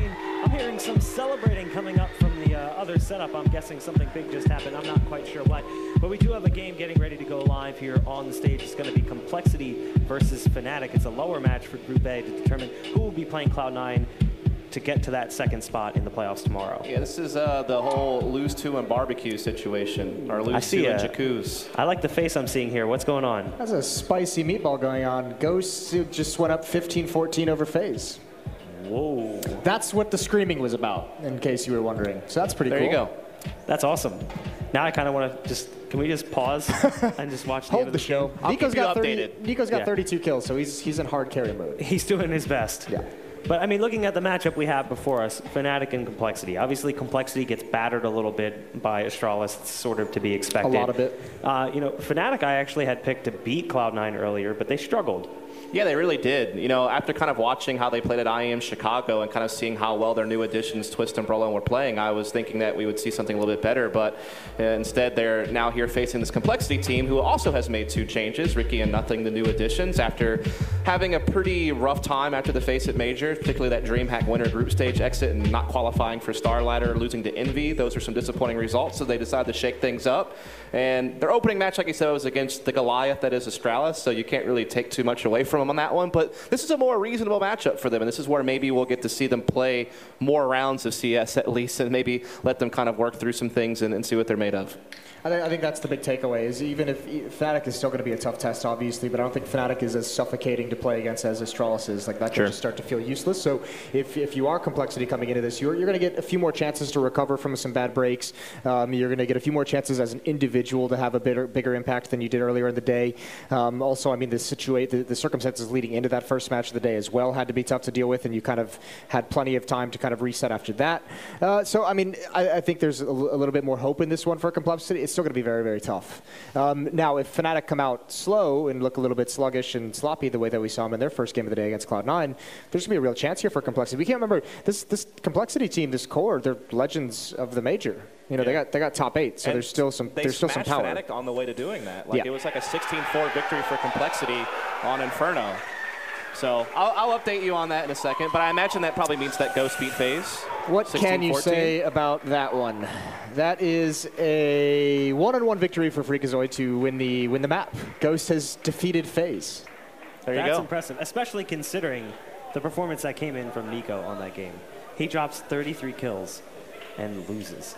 It's got to be so disappointing. That's a bit brutal, but I mean, there's even some tie-ins you can have. Like, you know, the one big one, Dust had brought it up earlier, is that kind of slot that we normally had reserved for Skadoodle's crown as like the best AWPer in NA is now pretty much up for grabs. And one of the kind of young guys who people think could be one of the next big up-and-coming AWPers is Wardell, who's on Ghost, who just powered them to a victory. I think he had 25 kills. So, I mean, you kind of have that kind of an issue of the AWPer in NA is, you know, Shazam's playing very well. We know Rick is in there with some danger with the AWP, Wardell with the AWP. So that kind of idea of who's going to be the top sniper in this region is up for grabs. Yeah, I mean, you're talking about some young guys, and we've got some young guys on stage as well playing with Fnatic. Yep. We'll take a look at their roster in just a bit, but obviously Brolin coming in, that's really young player getting a chance to play on the stage. Yeah, he's in that young class of player that's, you know, alongside a guy like Sergey or a guy like Stoundover, formerly of Fraxters, Refresh, kind of in that class of new player as well coming up. And I feel like he's been a little bit overshadowed by guys like Sergey, but we did see Brolin play really well at IEM Chicago in that PLG event. Definitely a little bit shaky in their first game today. But, I mean, these 2 additions. And, I mean, this Fnatic team has been all over the place over the last year. I mean, the only 2 long-standing members left are JW and Krims. Everyone else has been, you know, recent additions to the team. They've really struggled to have any success throughout the year. You have to go all the way back to, like, March and February with, you know, IEM Katowice and things like that to see this team having done really well outside of Chicago. So this is where, you know, hopefully they can build upon that. And that's the hope. I mean, they look so sharp at that tournament. They really made you believe that they had something here, but again, that opening game today definitely had us, you know, desiring a lot more. I think kind of the head-scratching situation for Fnatic is if you're going to bring these two young guys in, right, like these are supposed to be your stars. These are supposed to be like the raw, unbridled potential and skill. And at the moment, it feels like a lot of their win conditions rely on Crims having a very good game, which isn't, it's obviously not the worst thing in the world because Crims is an amazing player. He had a phenomenal 2018. He's in the top 20 from HLTV. So, I mean, you can kind of rely on him, but you have to start seeing those younger guys put in some consistent performances, which is the tough part when you step up a level in your competition. Is can these guys become that hard carry? Because we know Exist has never been that throughout his career and his lineups throughout CSGO. JW we haven't seen have that same kind of carry potential as he had earlier on in his career. So all of a sudden you're looking at this Fnatic lineup, and while they played well and there's some cool things and we like the way they've looked, you do kind of look at this lineup and say, you know, who's going to be their like hard-hitting players? And you have to point to the younger guys that we didn't see earlier today. Yeah, I mean, because the thing is, you know, JW is kind of more of an up and down player. Like, he definitely can be very flashy. I look at him as kind of an X-factor player. Like, if he goes off, he can definitely, you know, tilt the balance a little bit and maybe give you that extra little bit you need to put you over the top. But, you know, outside of Crims, like you said, you need some more stability out of some of the other, you know, young players coming in, particularly, you know, a flexible rifler like Brolin or Twist, who is a hybrid player, can help with the secondary opping, can even takes primary opping duties on a couple of maps. And in his own right, it's a good rifler. I mean, the thing is, Twist was far and away the best player on Godsent and Red Reserve for basically the entirety of 2018. Anytime that team actually had an interesting result, it seemed like Twist was the source of it. And again, he looked really good at Chicago and PLG, the first two events for Fnatic, but we just didn't see that in their opening best of one today. But again, that's one game. You know, it's the first game of the day, a lot of complications. So you would think that it stands to reason they should be able to get their act together going into this game. There's also the X factor where we heard someone from the crowd promise Jordan a burrito if he were to win the game. So there's a lot of motivation there for Yeah, absolutely. Chipotle has been offered up as a it's been put on the platter. Yeah, so I mean, that's something worth playing for, is a little bit of Chipotle at the end of the day. Sure, why not? We are going to be jumping into the picks and bans in just a minute, but just looking at the maps in general, you do have to feel like maybe Fnatic has this slightly larger map pool, but I still don't feel like it's that much bigger. No, I mean, the thing is, both of these teams haven't played together that much, so the map pools are shallow for both teams, and it looks like we are going to be going over to Train. Yeah, this is an interesting one. This is actually the first time Fnatic will have played Train offline with this new lineup, so don't really know what to expect from them because of that. For Cloud9... Probably true for Complexity as well. I mean, for Complexity, on the other hand, I mean, again, this is a situation where they've just made roster changes, so they haven't obviously played Train with Ricky and nothing either. And, I mean, I would say, like, last year they were really good within the online region of North America, but offline they weren't really known for Train too much, so... I have to see, you know, if these new roster additions and the limited practice they've had leading up to this event, you know, maybe Train something they've focused on. I think this could be actually a pretty cool map for Complexity. If you know, you think of some of the individual players, you have two very creative, very playmaking oppers in Rick and Shazam. If you want to go the double op setup route, you have Nothing, who when he stood in for Mouse Sports in Brazil, Train was a map that they did very good on. He's someone who can come in and kind of fill that role and just use his smarts, even if his, you know, individual ability isn't kind of, you know, as sharp as he'd like it to be. Stanislaw has always been pretty decent at this map with some of his lurking out of ladder room as well and entering out of ladder room. So there's some interesting pieces there for Complexity to make use of. This is just, it's oddly enough for Fnatic, it feels like this is still like, I would consider them favorites, but just ever so slightly. I think this is closer to almost like a 50-50, just like it was with Cloud9 earlier. Yeah, I mean, I think if it would have been a different map where I actually had something to go off of, having actually getting to watch them play, I might have been able to say Fnatic's the favorite. But on a map like Train, where there's no official results for either of these lineups, so there's nothing to have studied to know, then it does become much more of a coin flip situation in that regard. Yeah, I mean, one of the problems, too, with coming into this event, we weren't really sure what to expect out of Nothing as a player because it's been so long since he's really been as an active player on a team. He actually looked pretty decent in that series earlier against Astralis. Knowing the map and knowing the teams and knowing what we've seen so far, what's your prediction? I'm going to give a shout-out to my boy Jason Lake in the crowd, and I'm going to pick Fnatic to win. I like that. That's a little double That's a good one. Yeah, it's a little bit of a flip. What's that thing about the help the sugar to make the medicine go down or something like that? That's good. You know what? I'm just going to go full bald eagle, Complexity.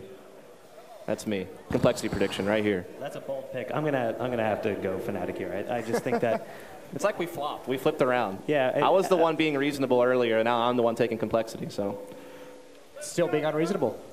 No, I think it's reasonable on this map. No, I just think the Swedes, I think there's going to be a little bit more firepower, but it is kind of a crapshoot of who's going to show up on an individual level in that sense. Yeah, I believe that that's kind of what it is for me as well. I think it's just a matter of firepower. Right now, you know, we have these young guns on the Swedish side. I don't really think you can match up pound for pound between the Fnatic side and the Complexity side. I think what I'm banking on is the double op setup of Complexity of Shazam and Ricky being a little bit more impactful than JW and Twist. Like, I think Twist is fantastic with the op, but JW, again, is a little bit more hit or miss. So I'm going to choose maybe a little bit more stability on the Complexity side on the opping department. Well, I do believe the casters are standing by as we're set to jump into the action. So go ahead, boys. Take it away. Ladies and gentlemen, welcome back. Yes, it's actually myself, Topical, and DDK. Dan, how you doing, man? Good. Very, very Dude, good. Yeah. It's been a long time. Yeah, Actually, cool. like 2 years ago, you guys flew me out all the way to the studios in London, and I got to cast with you guys. That was one of my first opportunities, and we find ourselves crossing paths again. Yeah, I mean, I've like moved over to the States and enjoyed life out here, and it's pretty cool to see all the local events. We don't have a lot of like small televised local events in London, so so it's kind of cool that last minute I can find myself here. It's really really yeah. fun. It's been a blast. So both these teams are coming in. They're both into the loser side of things. So Complexity got eliminated by Astralis, and Fnatic got eliminated by Cloud9. So now they're going head to head. Loser gone. Winner moves just ahead, and I think that match is going to be tomorrow actually. But they would be playing again against the team that is a 1 win, 1 loss in the group stages for another elimination. It's a really like harrowing situation, I think, with both teams. I think Fnatic are one of those teams where even if they're not necessarily like at their full strength, as we know the brand and some of the names on the team to be, they just have that kind of scrappy mid-round style. You never know quite what to expect, and they can always surprise you in that sense. So it's difficult to prepare for. Likewise with Complexity, I actually think it's going to be very interesting because we have Stanislaw at the helm. Okay, sure, nothing's standing at the moment, but we know already that he's a great stand-in. He fits in with any team. He gels very well. He can pretty much do anything you want him to do.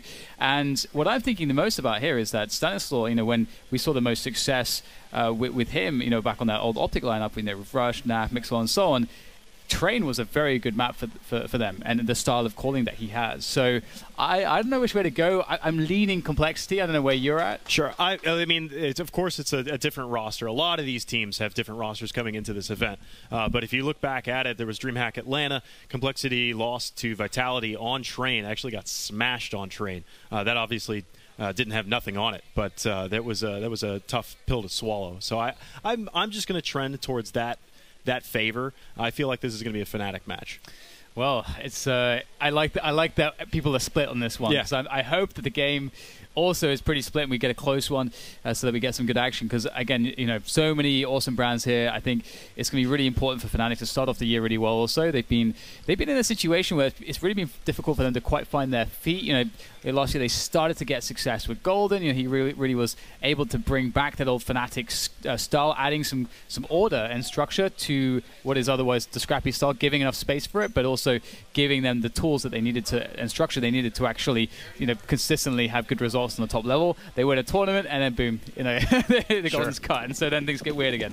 But we're into the match. Fnatic on the T side and Complexity rocking that CT side. Yeah, they that favored CT side too. So moving into this, they can hopefully get a little bit of a head start themselves. This is where your T side wants to get that early sharp edge. Already taking some early damage. Shot to the front and back. Nothing goes down. It doesn't seem like it's traded until Def on top of the bomb train is able to peel one off. It's a 3-4 disadvantage. Large one attack as Stanislaw is walking wounded at 5 HP. Def tries to defend. He's actually got one. He had 3 players bearing down on him, and it's Ricky alone, 1v2. He's got the kit as well. 2 flashbangs to work at, but he is cruising right ahead looking for a fight. Yeah, not too difficult with the USP, just 2 headshots. Doesn't sound too hard, but when they PQ as 2, it's going to be very difficult indeed. This will lock it down, and oh wow, Fnatic made that very, very tough to recover for Complexity. They did their best. I really liked how much time Def was buying for his team around the bomb train.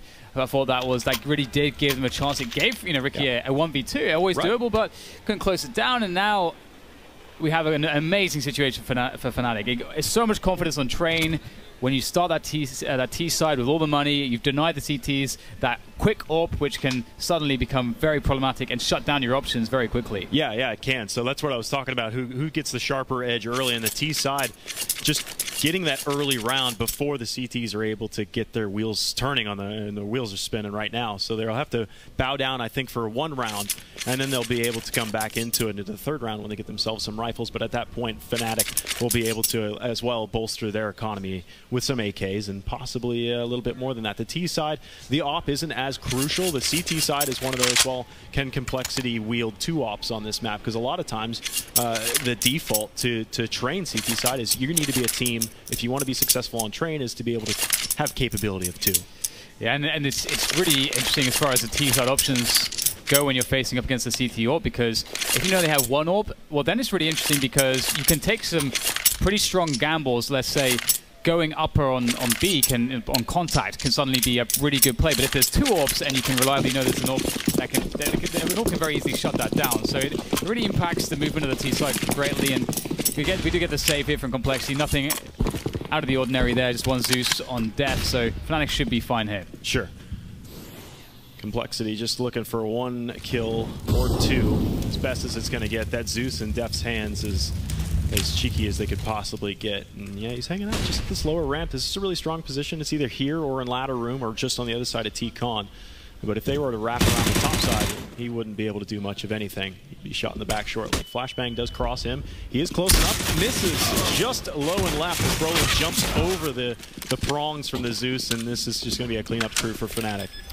Yeah, this is a really strong way to play the anti-eco here from Fnatic. You get that, we saw that split with 1 player going lower. It's the lower spot where you're going to have the most trouble, where you're going to have the most even footing against the pistols. So to have 3 players going upper, you really do add a lot of security to that push, and there's not too much you can do against the rifles, especially when it's just USPs. But I like this. Quad AUG. Yes, very nice. So it feels very comfortable in train. It does. It does. It really does. It's the perfect hybrid. And for a low cost of an extra decoy grenade, just $50 more, you're set.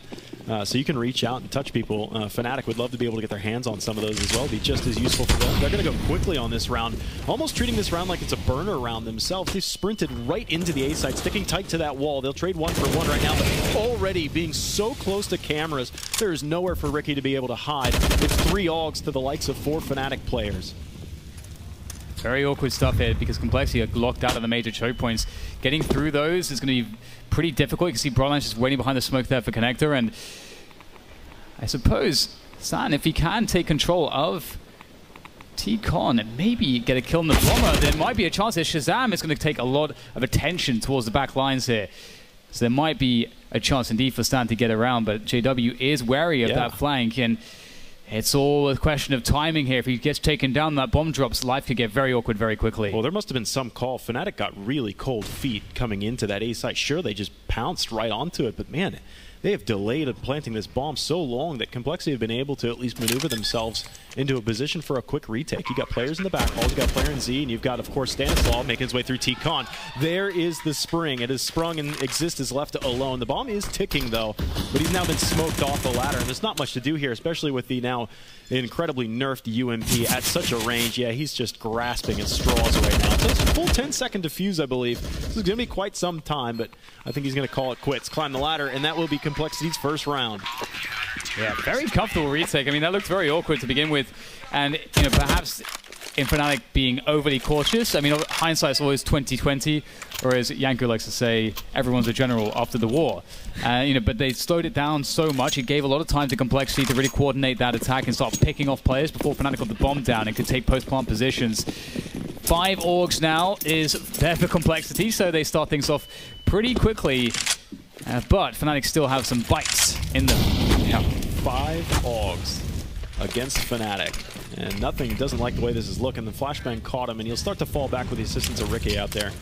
And both teams will start to throw the kitchen sink at one another, including a couple extra rounds of 5.56. Though you do have one. Looks like Crims has made his way up into the sandwich side, and he's looking to get nothing if he oversteps his bounds. He's pushing the angle now. He's got him dead to rights. Nothing now knows his jig's up. His teammate gave him the call. That was Ricky really saving the day right there for nothing. Sounded the alarm, and it's a 2-man advantage quickly for Complexity. Right now, Fnatic have just been absolutely stumped on the front lines on entry into the A site. Nice shot coming back from Twister, but it's a 2 versus 4. Make it a 1 versus 4 now for JW as he's stuck alone on the outside, and it's going to be very difficult to recover that bomb. There's AUGs all over the place. Nice flick, does connect onto Shazam, doesn't get the killing blow though. But I do love the setup from Complexity. They play really far back. They know that there's not really much in the way of grenades. They give up the forward areas, and it seems like they understand this. The way the setup is, we can see that nothing is protected, and it's just enough information at the right times, whilst at the same time not giving Fnatic a way to get picks. So I really think that's a very well tailor-made setup for what Fnatic had coming at them. So Complexity are ready in this one. Yeah, that round could have gone south so fast, just like that. What a quick shot from JW. He's not hesitating at all. In fact, he'll take two. Shazam's op goes down. JW on the entries with the quick movements into the B site, just as they've done earlier into the A site. It's 2-2, but it's quickly looking like Fnatic are going to take this 5th round as Complexity are just going to call it quits, quickly retreating back Ivy and trying to hold on to what rifles they have into the next round. Fnatic could expend a player or two. I mean, look at Exists and Brolin. They've got pistols. Send them to the Dogs. See if they can at least take one more Complexity player down.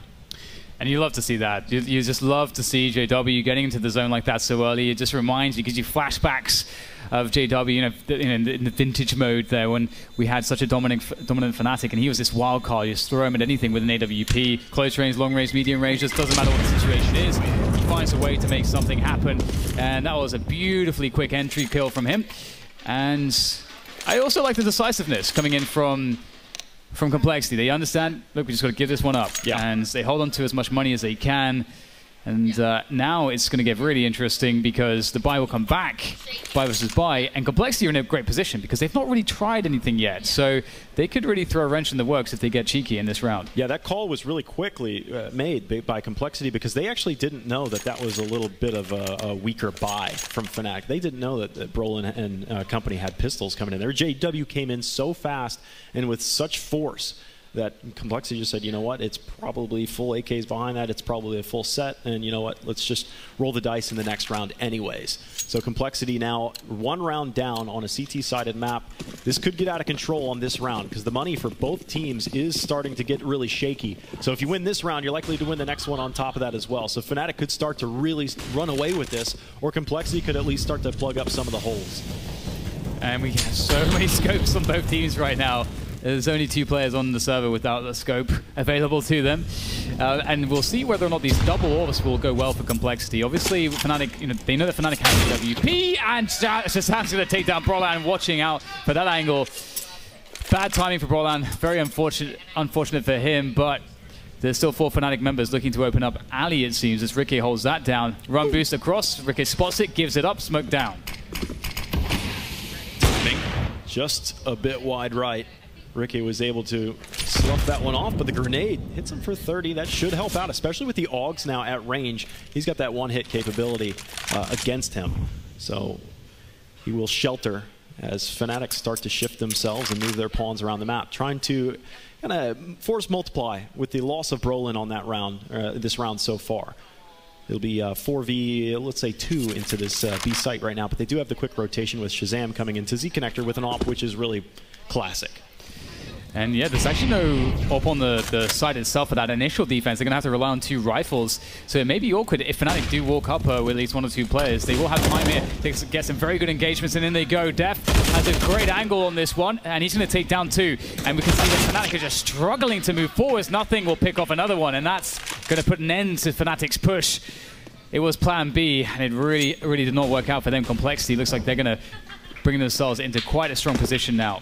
Yeah, you saw JW made that quick call too as well to give up the ghost and hold on to his hop in the next round. Like I said, this round had a lot of implications into the following one because Fnatic, it's probably going to look like the round that they won quickly as well before with JW on the op on that good spawn that he had. So you might see an AK or 2 come up behind him. Possibly not. Depends how much reservation Fnatic has moving against Complexity here, because it's still going to be a double op for Complexity. They're still very comfortable. That was a healthy round win for them, keeping 4 alive. So, as we sort of predicted, we've got a pretty close game on our hands to begin with, although it does look like Complexity are starting to pull away. But as you mentioned here, there's still enough money in the tank for Fnatic to get a buy going, and they have full nades pretty much. Just a deagle don't exist. Otherwise, it looks very healthy indeed. But yeah, it's not bad. A lot better than I thought it was actually going to be. They're going with a new approach. They're going for that alley control early this time. Well, Complexity have been respecting some Ivy, but it's been quite some time. since Fnatic has been over there. We saw that run boost over there, but it was really just skirmishy before Fnatic bailed out of that position, went back towards the B side. So now they're going to sink their teeth into this one a little bit harder. Complexity are going to see that there are grenades heading that direction too, but still nobody's on that side of the map. Nice shot from Stanislaw. Was made looking very easy. Crims came down that ladder and slowly crawled his way back up. So there's a freebie handed the way to Complexity's side. And they have assisted that A site. And in fact, it looks like Def has backed his way all the way back to CT and is going to support back here as well, giving a little bit of extra aid to nothing on Ivy. And it's all on this Ivy push now. Losing Man on Pop Dog early was definitely not what they wanted. Def looking for it. Nothing with the spray though. Through the smoke, here's the footsteps. Knows to pull down the trigger and it works out. But Twist quickly through the back lines will equalize as we have 25 seconds to get that bomb planted. It's not going to be too easy for Fnatic. They have to keep pushing it forward. They must press on as Stanislaw holds the bomb train. The bomb is down at Ali, and there's nothing left for Brolan to do. Just trade it out here. Complexity with superior angles. Very well coordinated and very calm with that communication. Yeah, I thought Brolan was actually able to get towards Old Hell and Olaf area unbeknownst to Complexity. I thought he was going to be the jack-in-the-box that came up and surprised him, but he was in fact just the last man standing, so all of his efforts never really developed for Fnatic. The time was starting to become a problem for Fnatic. Their hand was starting to become forced. So now that money finally has hit rock bottom for Fnatic. They're down to just some pistols, and it looks like they're going to try and take the easy road for a bomb plant down here on the lower site. Only one player to contend with right now at close range. They have been spotted, so the Molotov's going to, looks like, cut the head off the snake. Another's going to melt in this with the AUG there as well. Shazam at range was able to take the first, and JW salutes them and says, good job. I'm just going to kill myself in the Molotov and give you 100. Things are actually going really well right now for Complexity. If we think about the success that Fnatic have had in their buy rounds, well, it's only really been one, and it was just a fast contact play into the B-bomb side. Otherwise, they've not really had much success. They won the pistol round, they won the follow-up eco, and they won that fast contact play. Otherwise, Complexity have been showing that they are just generally stronger here on this CT side, looking like they can deal with pretty much anything. Crims, though, this is big from Shazam. This is the first time we've seen some upper aggression right now. With lower attention drawn to ramp, Shazam has all day to line that shot up. Crims caught broadsided, and JW will fall as well. It's looking very tight here so far for Complexity. Brolan will push forwards, but they know his position. He's over by Sandwich, they know that. He's very weak as well, and they lose Exist. Just a CT presence all over the place. Starting to encircle Fnatic as Brolan goes back, finds one. Even though he's on 14 HP, still makes it work, but still so much to be done. Yeah, this is what I was talking about before. Brolan was able to get past Olaf towards Sandwich and into Old Hell without being known by Complexity. So this is what could have happened a couple rounds ago if the clock wasn't against Fnatic. Now they have that luxury, just under a minute to go, though Brolan is walking wounded. He's about to get flanked on here. Def flirting with him. Has him locked up. It's going to be Twist left alone. 1v3, a tall ask, but he does have the bomb on his back and quite a bit of time to play with still. Complexity, they have a lot of information as to where he could possibly be. You see the position from Def all the way back beyond T-Con. But has he slipped under the wire? Always a chance. Twist will find his first engagement, perhaps, but Shazam playing it perfectly. Oh, maybe not. Actually, his AWP is going to give his position away. And there it is, the plant, the 1 versus 2. The clutch is on now for Twist as he tries to find a way into the next engagement. He has to make it work, and he does, finding a very fast headshot onto Def. One more player to go. Stan! And he's going to go down. Twist! That is marvelous, and that's exactly what Fnatic were looking for. 1v3 clutch, and he wisely played that. I thought maybe he was going to push all the way into the B side after taking down the off in mid in Z connector, but instead he just backed up, dropped the smoke for the CT side of Old Bomb Train, and said, I'm gonna plant my flag here. I'm gonna win this 1v3 right now.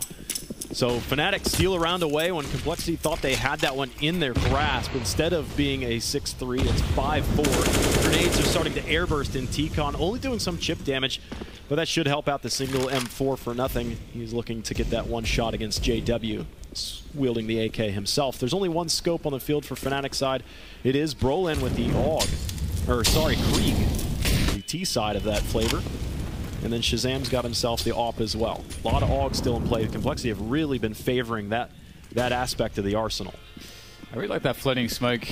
I gotta say, that's kind of powerful for the CTs, but time is running out here for Fnatic. They want to try to make this work relatively quickly here. They've got enough utility to get the major choke points cut off most of these AWP angles as they move towards the bomb train, and they're going to start to toss in the grenades now. Shazam repositions, nothing goes forward, tries to get ahead of the push, he gets a 1-for-1, that's not too shabby, and Stanislaw has a forward position as well. This, again, is just going so well for Complexity. The assistance from Complexity the whole way through is just too good. The positions, the backup, it's just JW left, and he is laid low. In T-Con, you saw all those positions where had assistance by a player over the shoulder. You had a player towards Sandwich being backed up by the player at the back green. Then you had a player that was giving some overall support across the Z connector. I assume that would be Shazam. And there was just everybody had crossfire set up all across that A site. There was almost nowhere left to go. It was slightly telegraphed by Fnatic coming into that site. There was a flashbang that came through the top side of the ladder out that window, and that preluded their entry by maybe 3 seconds. It wasn't much, but at this level of gameplay, that's all that's really needed. And we're seeing just such a tight defense from Complexity. And I like that they sort of feel out the right risk to take there. You know, I think that nothing going forward into pop there, going for that 1-for-1, that's amazing. He's able to create a situation where he knows he's going to get hit by two sides at once, so just getting ahead of that and just guaranteeing a 1v1. It thins out the numbers, slows down the push, makes things awkward. Complexity just looking so fantastic, and that round, that amazing clutch from Twist, now it's starting to feel a little bit bad for Fnatic because of winning that round, their loss bonus completely reset, and now they're in for really hard times. That's true, but I mean, it's either feast or famine when you're T-side on Train. If you can get yourself 4 or 5 rounds on your T side, that's great. Whether those rounds come through pistol, whether those rounds come through 1v3 clutches, it doesn't really matter. Fnatic are already at that 4 mark, and we're only into the top of the 11th round. So, sure, there have been a couple rounds that did not go Fnatic's favor, and their economy gets reset here or there, but they're actually on quite a good pace to have a successful T side, no matter how you look at it. This is going to hurt. Oh my God, goodness. Here comes number 2. He's going to bank it off the side. Oh, it's all rifles and then the B9. Oh my God. Dude, that nade came in. Their ears are ringing. That's going to be like 360 damage or something. Yeah, that was one nade. I have like, I don't think I've... That's a lot, man. I think that's the most. I think it's the so most single damage. nade I've ever seen. That was all 5 players being dropped sub like 30-40. God damn. You love to see it. You love to see it. Well, another save round coming in from Fnatic. As we mentioned, that reset, this really makes it so difficult. Quick pop flash there for Ricket. Ooh, it's not quite as smooth as he'd like. Only gets 1 out of it. And now they're all grouping up to try to get the frags. They're all. I mean, everybody's side by side here. Nice shot. Shazam turns and is able to plug up the problem that he had over towards Olaf, and it was JW. So there should be an AUG around here somewhere. Unless oh, there it is. The grenade actually blasted it back up towards Ivy, and the greedy hands, sticky fingers. Does he have enough for it? He does not. Brolin wanted that rifle so bad. Crims was there as well to at least get it, fall back, and reset was the idea for Fnatic there. But they'll be unsuccessful. They will draw no further blood against Complexity, and will head into the next round. That was getting uncomfortably close to nothing there. Ooh, and we're actually seeing the JW sawn off. This used to be something he would do all the time back in the old Fnatic days. Cobblestone was where he would make it work a lot. Had his moments on Train as well. Looking to see if he can do that again. As right now, Complexity, again, that CT side looks so good. And they've got 2 men on upper here. This is really cool. Perhaps predicting that Fnatic might go early with the default towards this upper position. And they do have the forward smoke to deny that. So they will retake this. That's good information seeking already from Complexity. Still holding. Shazam will hold those upper box halls, removing a lot of the map problems for Complexity. They can, you see this shift. They have 4 players towards the A site right now, and that's a single opper that's advanced on this B site that's holding all of this down. Andy's early warning system as well if they head this direction. There's the shoulder. He'll hit it, but he too takes damage himself. He'll start to fall back and call for some support. So that's going to be Stanislaw that goes through the Z connector and now gives aid. Yeah, I think you hit the nail on the head there. The position was such that maybe he gets attacked, but he was likely hit through a wall. So at least he gets the information. Sure. And now we see that rotation back. That player that was cheated over, Stanislaw, back close range on B, and nothing gets a pick there. AWPs raining all over the place here now for Complexity as the push has to go in towards B, and Stanislaw, he will make himself known, and it is just too much. Well played. Dude, it doesn't matter. Right now, I feel like Fnatic are starting to...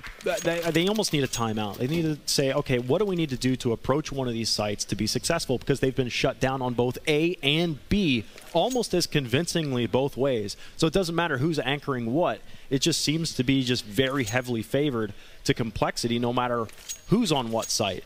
Of course, we see that they're changing their default nearly every round. And it really is throwing a wrench in the spanner for Fnatic. They're really struggling to compete against this. It's definitely looking really difficult. The Complexity is just playing things so well. They're mixing up things in a really smart ways. You know, they're showing that they definitely have some routine on here. And so far, they've not really been out of their comfort zone. And if we, again, think about the round, you know, what are the rounds that Fnatic have won? And you get that pistol round, you get the follow-up round where you're playing anti-eco, and then you think about the buy rounds, and nothing really shouts or screams consistency. We're not seeing them consistently get into post plants. That's not really happening. Most of these rounds aren't really showing a bomb plant. And then you also have a situation where they're not getting a lot of map control. They're struggling to get players deep or out to E-Box, out to Hell, you know, from Olofmeister. You're sure you can get into the Olofmeister position, but generally, like, and also Ali seems to be getting shut down pretty reliably by Shazam. He takes safe positions. He gets the smoke down at the last possible second pretty consistently. Everything's just tight. Yeah, it probably feels this way for Fnatic that they're not playing against 5. It feels like they're playing against 6 because no matter which way Fnatic go, they're running into equal numbers. It's crazy. They're going to play fast again through T-Con all the way over towards the Olaf position. I believe that's Brolin. So again, he's able to sneak his way into this position under the radar of Complexity. But when does he erupt from this position? Can he surprise them? He's got this smoke that's at sandwich position, and when it soon fades, there's going to be a second volley of smokes that come in to let him advance even further. And yes, he does surprise Complexity. He'll take 2, turning for the 3rd as well. It looks like that smoke will at least protect the CT, but Ricky pushes through it, and now Complexity are going to have a retake. This is something that we haven't seen too much of. Yeah, and Brolin, only guy with a weapon, and he's just made all the difference. Def, though, with the boost over the top, finds a quick one, and that will allow Stan to get out there into the open. But so many targets, they're making it happen, though. One more to go. Stan can't quite find that kill, but he's alone now. No help for him. 3 more to go. It's such an ask, but he keeps finding them. They're giving him frags all over the place. There is one on the flank as well. Can Stan have the game sense to realize that he could be outplayed here? It is Twist just with the Eagles. See if he can make this happen, but no, Twist will find him. That was close. They managed to get 4 kills in quick succession there. Brolin almost ends up with the ace right there. He has 4 kills, and it's just so good. It's so much like the round where they won with JW leading the way, the tip of the spear into the B site. This time, Brolands the tip of the spear into the A site. Fnatic had recognized that there was a weakness. Complexity were slow to watch Z connect, or depending on probably spawn for whoever it has been for Fnatic. But it seems consistent that Broland's able to get back into that position easy. Without contest.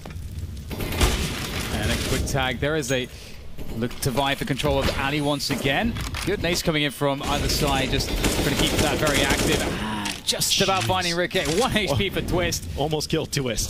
There's the lineup. Crims does go down. It's a 1-for-1. But Twist, just a stiff breeze. That's all that's needed to take him out of this game. And this is the last round of the half. You can see nothing really adjusting, trying to control the sandwich position a bit better. It is very scary when the T's get out to Olofmeister to drop that smoke there. You never know if they can burst through. It's very hard to deal with. And nothing. Speaking of the devil, and he shall appear, and he goes down, but the trade and return is so nice from Complexity. They're so active. And now Fnatic is just without options. Now this smoke needs to be used, at least for JW, to get this bomb back. He knows that there's a player in Z, and I believe he definitely knows that there's a player at the bottom of the ladder. But without the bomb in hand, and as that smoke will fade soon, yeah, he uses this correctly. He needs to take as many 1v1s as Complexity are willing to give him. And that was the first, but he loses that one outright, and it's 10-5. So it ends up being a fairly vanilla first half for Train. Even though Fnatic got a couple rounds, really, they didn't deserve. There was the AK right there from Brolin that did so well, just 1 AK. And then there was just the AWP for JW in that 1 round. They won the pistols in there as well. So, I mean, they'll take whatever scraps that they'll get. Yeah, and it's interesting to me as well because the play that Brolin made with that single AK, that was actually the way that they opened up a previous round, or tried to open up a previous round as well. And it was one of the ways that they were able to gain space the most effectively. And so, you know, Fnatic did have some stuff that worked, but it was a struggle. And Complexity, they're going to feel pretty good, you know, 10-5 half. And it wasn't just a 10-5 half. It's like the way that it was a 10-5 half. Everyone was fragging. Yep. The team play was coming together. They're definitely in the zone. But You can never rest on your laurels in a game of Counter-Strike. You switch sides, get onto that T side, just takes losing the pistol, and the team that was struggling so hard in that first half can just get straight back into it, and especially a team that has the experience of these Fnatic players. Right. So I think Complexity looked so good on that CT side, but they were just so accustomed to a slow advance from Fnatic. Like, they did really well against the slower executes from Fnatic, but they really struggled against the faster play. Even if that faster play was just some pistols and maybe a rifle or two, it just almost could have been so good. That is interesting smoke. Does that bleed through the wall? No, that's just I think that's a flood smoke possibly. Yeah, unless I'm enlightened by that. Yeah, you like missed the jump or something, yeah. But either way, Crims will not miss the head. He finds 3. That is stunning from Crims. Can he find anything else? Of course he can. Quick reload, but he's done more than enough. That is some sexy Counter-Strike right there from Crims. That's right. I only wonder where that smoke may have landed. That could have prevented all of that. But yes, Crims with this just pinpoint accuracy, popping domes, and that makes a very quick pistol round. So like what you're talking about, could just come down to the pistol plus a couple more, and suddenly Fnatic are right back into this game swinging.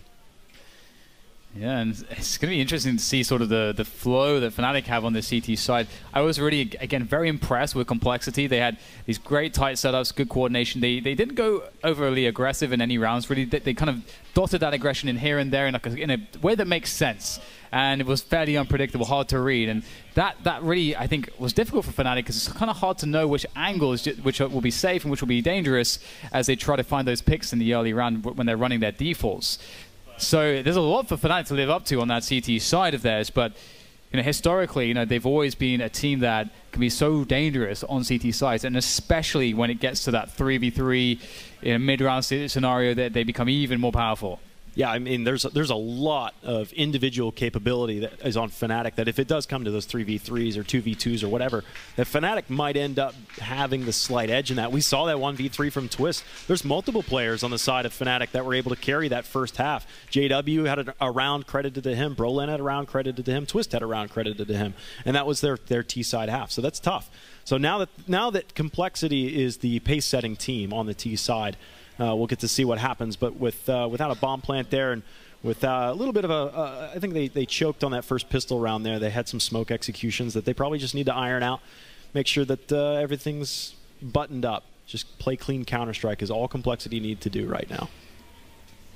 I am curious what that T-side will look like. I'm very, very curious. I talked about Stanislaw and his influence, his impact before, on that old Optic lineup. They had this great style of play for a T-side train. It just worked really well, and I wonder, Stan, if he's evolved a huge amount as an IGL. If he's kind of gone away from that style and how methodical it used to be, and is a bit more brave with how he wants to approach things, and if that will work out against Fnatic or not. This is a journey discovery, I think, for all of us, but we definitely know that Complexity aren't a team to sleep on. No, there's a lot of potential in there. When it comes to the T side, though, I believe it can be muted a little bit. We saw them wielding the double op with success on their CT side, but the double op for T side is not natural. But we'll end up seeing in a couple rounds from now how Complexity treat what their rifles and their firepower in the arsenal is going to be. But right now it's just some Glocks. A single P250, I believe, is mixed in there as well. A bomb plant would be a beautiful gift to them. And even if they're able to steal something away, that'd be awesome too. But those are all pipe dreams for Complexity. I don't see Fnatic really sleeping on the job that often to give Complexity that many chances. And we're going to have to wait a little bit. This is the save here for Complexity, of course, and they can try to just make it really expensive, or as expensive as possible for Fnatic. Waiting, delaying, although it's not always the most sensational thing to watch, it does burn utility from the CT side, and that's economic damage that is important and can add up in the future rounds. One less smoke grenade or flashbang in 2, 3, 4, 5 rounds from now can make the difference. So Complexity showing their focus, looking like they want to go for an explosion. Well, without that utility from Fnatic you were talking about, they likely can get a bomb plant here. In fact, I feel Fnatic's probably playing that way intentionally, is just letting them get down there and let them plant the bomb. It'll cost them a couple bodies here or there, but we're not going to play at these point-blank angles and give up a rifle. That's the chance that Complexity have. Easy bodies to be picked up as expected, but the bomb will be planted. Bodies were dropped. Bomb will be defused. Complexity earn a little bit of extra bang for the buck, though. That was all that they had asked for. Yeah, you're absolutely right. It's one of those gentleman agreements almost, where it's like, you know what, we just don't want to risk losing any money. Right. And you can have an extra $800. We don't really care. It's fine. And it does make a lot of difference. You can get all these grenades. You get the options for multiple AWPs. Although, as you said, you don't really want to go to that. But it's nice to have options. Well, I mean, if you think about it, if you give the T's a plant, it's $800 per person. You get $4,000 for the team. So then you've got, if you lose one player on your team, I mean, you've lost an M4 or an AUG, plus the armor, plus the utility. It's way more expensive to even lose that one player. Just give them the bomb plant. No big deal. Fast play, though. Pushing into the A side. It is going to be Fnatic that at least blunt the tip of the spear. Molly's come in. That'll be blocking the back of the green train right now. The man advantage for Fnatic right now, but they're running out of room quickly. Crims climbs over the fire. He fights for more, but he does fall. That Molotov actually splitting the attack from Complexity, making things very difficult. Def and Nothing are the last men standing, making it Def all alone. The bomb in tow. He can actually fight right through this, but Exist will defend the Z connector. If he dies there, it is a straight beeline to the B site. And Complexity probably feel like pretty unfortunate in that round. Just the timings were a little bit unlucky for them. You see, that pop push was really fast, and that's to credit to Fnatic. Obviously, they're playing a star where they had two players pretty pushed at that timing on inner to allow for that fast pop flank. But the timings were not perfect for Complexity, and they're going to have to go back to the drawing board here. The eco half-buy will come out as we see some pistols, some grenades, and damage, bomb plant. Those are two objectives that can be realistic. We'll have to see, though, if they can find that. Nice catch by JW. Not easy to hit those, actually. No, it's not. I mean, it's designed to hopefully get a headshot. I think that was actually Def's Deagle. So they were looking to get that Deagle to hit the shot against the one-tap, obviously. The P250 is not going to get the job done. But they get a little bit damaged, near 40 for JW. And one kill in the bag. So Fnatic, I was thinking they were a little bit top-heavy on this round against the Pistols. Having a double op, you could end up seeing a bomb plant. And if it ends up being a bloody one for Fnatic, it could end up with rifles stolen. And then the ops are having struggles to get into the retake. But they got that first kill.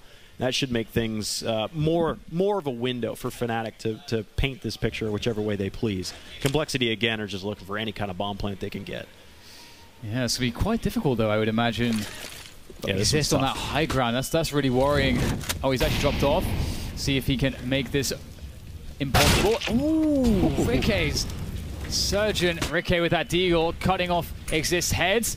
And maybe there's a chance for some more damage. Look at this quick rotation back out. But Fnatic actually are prepared for this. They're like, okay, what's this delay? Oh, dude, I mean, they took that hook, line, and sinker. Complexity with a heads-up play. It wasn't intended to be a fake. But once they got that first bang, it's a straight to the A site plant. They didn't recover any rifles out of this, but they've gotten a kill and then some. JW's getting wounded. It's 1v2. Stanislaw with a P250 would love to be able to close the distance, and there's going to be an extra angle coming his direction. He pops off the first shot, sells his position at cameras, and will fall. And Fnatic have now drawn this within one.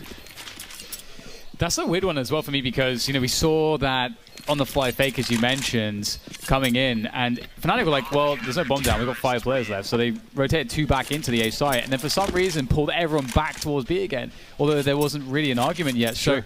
So I wouldn't imagine that someone would have called bomb B, which would be the only reason to do that, so could have just been a bit of the chaos, and... That 1D, I mean, it makes your ears ring when you catch it, and it probably makes you make a bad call. But yeah, I can see that it wasn't quite committed. Complexity are like, you know what? The window of opportunity is open for us, and they exploited it. So now they've gotten themselves a couple bomb plants. Beautiful flashbang. Ricky was blind to the sun from that one. A second flash comes into T-Con, and they've got a player advancing all the way up, but counter flash back. Brolin will fall. He seems like on the T side, he owned everything across Olaf's side. JW will draw that line in the sand as well himself, earning back the man advantage for Fnatic.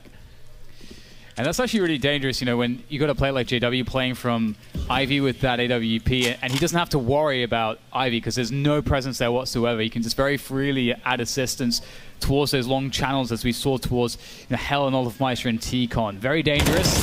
Nice angle from Exist. That's one to copy.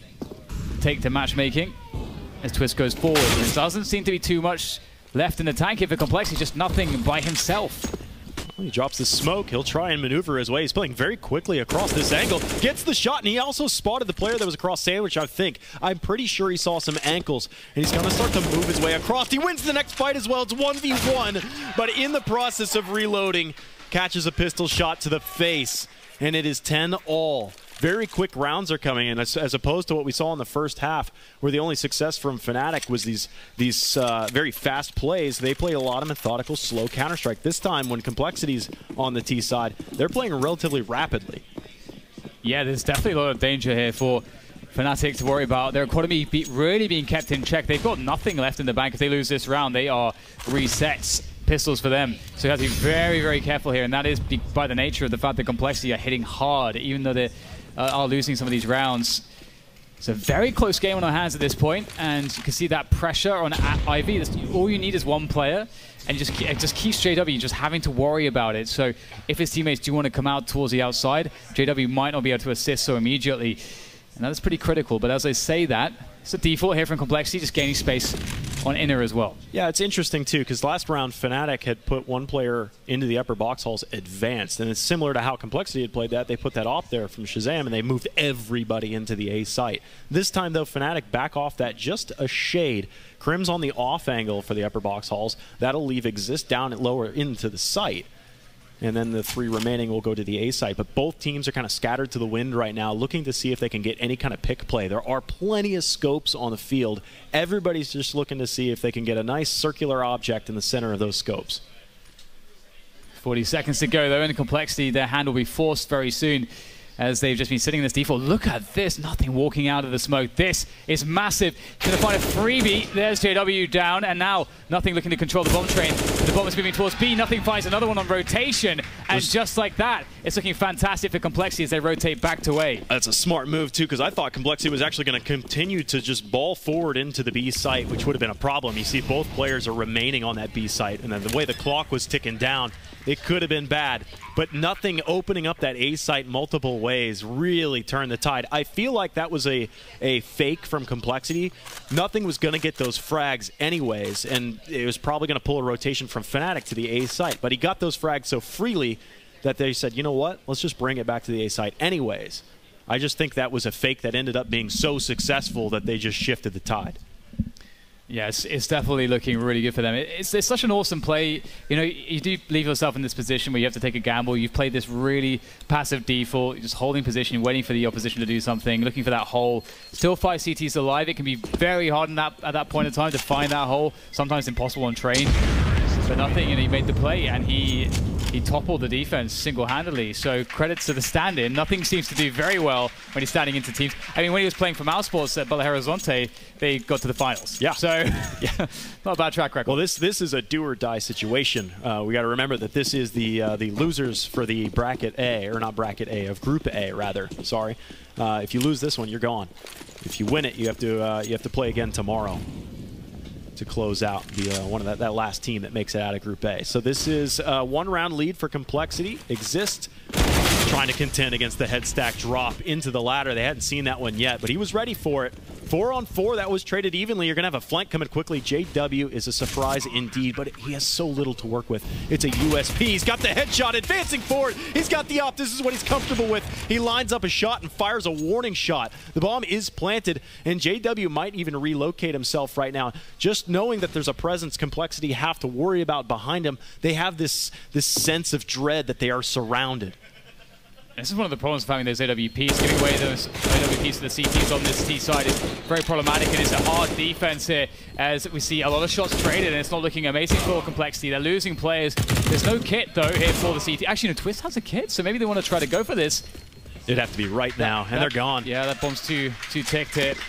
But the damage they've done, they've taken the orbs away. This is a beautiful haul for Fnatic, but Complexity are 12-10, so they're still in the driving seat here. Yeah, I would imagine both teams are fist bumping at the end of that round. That was successful both ways. Hey, look at that. Does that say JW? That's impressive. Big shout out to you guys in the crowd. I'll give you a thumbs up. 12-10. It's going to start to get thin ropes for Fnatic if they lose this round especially. Grenades come in. We've seen big grenades early, but Shazam quickly.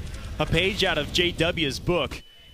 Even though more grenades come in, chipping him down. A missed shot from Shazam. Brolan will take that kill. It is traded back by Ricky as they start to contest over the Ivy side of things. The smoke will allow Complexity to fade back into CT spawn, it looks like. An interesting strategy, and as good as it's going to get, I think, for a 2v3. And Stanislaw has to be careful now because he's got this big fight from Rikke, and you kind of want Rikke to be able to open things up. He gets that kill, huge distraction, especially if he's from a surprising position. And then that's when Stanislaw can get in there and do something. But Stan looks like he's maybe lining up a smoke here to help out Rikke on his flank. Maybe just... Actually, okay, no, not throwing anything. So I think has the opportunity to. He may have snuck back here. Again, this whole match seems to be who has snuck where. JW did just make direct eye contact with Stanislaw, and that's going to be bomb. So it doesn't even matter now, the positioning from Rikke, because he was miles away from that one, and Fnatic were going to set up camp. 12-11. That round was very chaotic. There wasn't very much strategy involved in that one. Very puggy, sprinting into the sites, getting what kills you can, and Fnatic comes out on top. So, again, things so close here between these two teams. It's really hard to know whether or not Complexity are going to be able to do this one. You know, Fnatic, as you said, you know, they've got enough rounds to be fairly comfortable if they get off to that good start. It's not been an amazing start, but again, they're just this team that are really scrappy. I think in that previous round, it was you know, we saw these engagements all across the map, and once again, and that's you know, train for you. You know, once you get out into the outer bomb side, it's almost like deathmatch at certain points. So many kills, so quickly, so many angles, a lot of repositioning. It's very chaotic, but Fnatic, a team that is able to very well harness that chaos, and they're bringing themselves back here. We can see that the money situation is not perfect for either team. Complexity having to go for a half buy here so they can buy in the following round. Fnatic should win this one and equalize, but if they take damage, they won't have a buffer of a buy. Yeah, they won't have legs to stand on. It really is an important round for Fnatic not to drop the ball. It's going to be an absolute Zerg rush straight out of T-Con. They're getting sliced absolutely up. Though Broland does die at the end of the day, one man down. Shazam will pick up a P250 off his teammate's corpse and look to do a little bit more damage. That bomb, though, was fumbled, and I doubt he'll be able to reach out and touch this one. Oh, but he reached out and touches Crims there. And that was perfect. You know, lose one player, acceptable losses. Right. Once you start to lose two, it's getting a little bit uncomfortable, but they managed to avoid that. So absolutely worth it, and you know, moving forward, Fnatic will be pretty comfortable doing what they needed to do in that previous round, and a lot of pressure on Complexity on this one, because if they are unable to stop this momentum now that Fnatic are able to build, should they win this, I'm starting to favor Fnatic massively for this game of terrain. Well, yeah, I mean, it's CT-sided map, and it really comes down to this rifle round. Has so much implication. Whether you're especially Complexity, if you lose this round, you're in deep trouble. There's the run boost all the way across and a quick shift of position. But Twist is the first casualty of war. That's over towards the B side. He's holding that angle, and they lose the second player as well. You could end up in a quick save call for Fnatic, but the problem is they've got players scattered across. If they were to fall back, they could run right into Complexity's rear flank. Yeah, this is getting a bit weird, because Fnatic might think, well, we'll save, but maybe they'll get a couple kills and think, wait, what is going on? There's one kill, and all of a sudden... Now they got a chance, actually.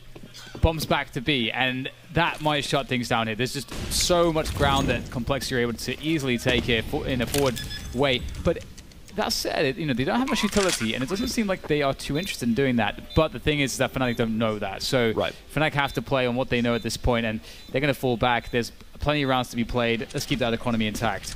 Yeah, that got scary. Good round for Complexity, though. It just ended up being the entry frags into that B site, and picking off that first player just gave them a lot of confidence. I mean, sure, you picked off that first player. A lot of teams will just say, okay, very early on in the round, we've got a man advantage. Let's force them to shake in their boots. Let's force them to unsettle and make a mistake. Like what Mark had said earlier on the analyst desks, it really comes down to who makes the most mistakes. But Complexity, seeing that there was blood in the water, absolutely sunk their teeth in deeper, and they just took that B site, even though I don't even think that was part of their plan. I mean, you had players that were still up towards Ivy.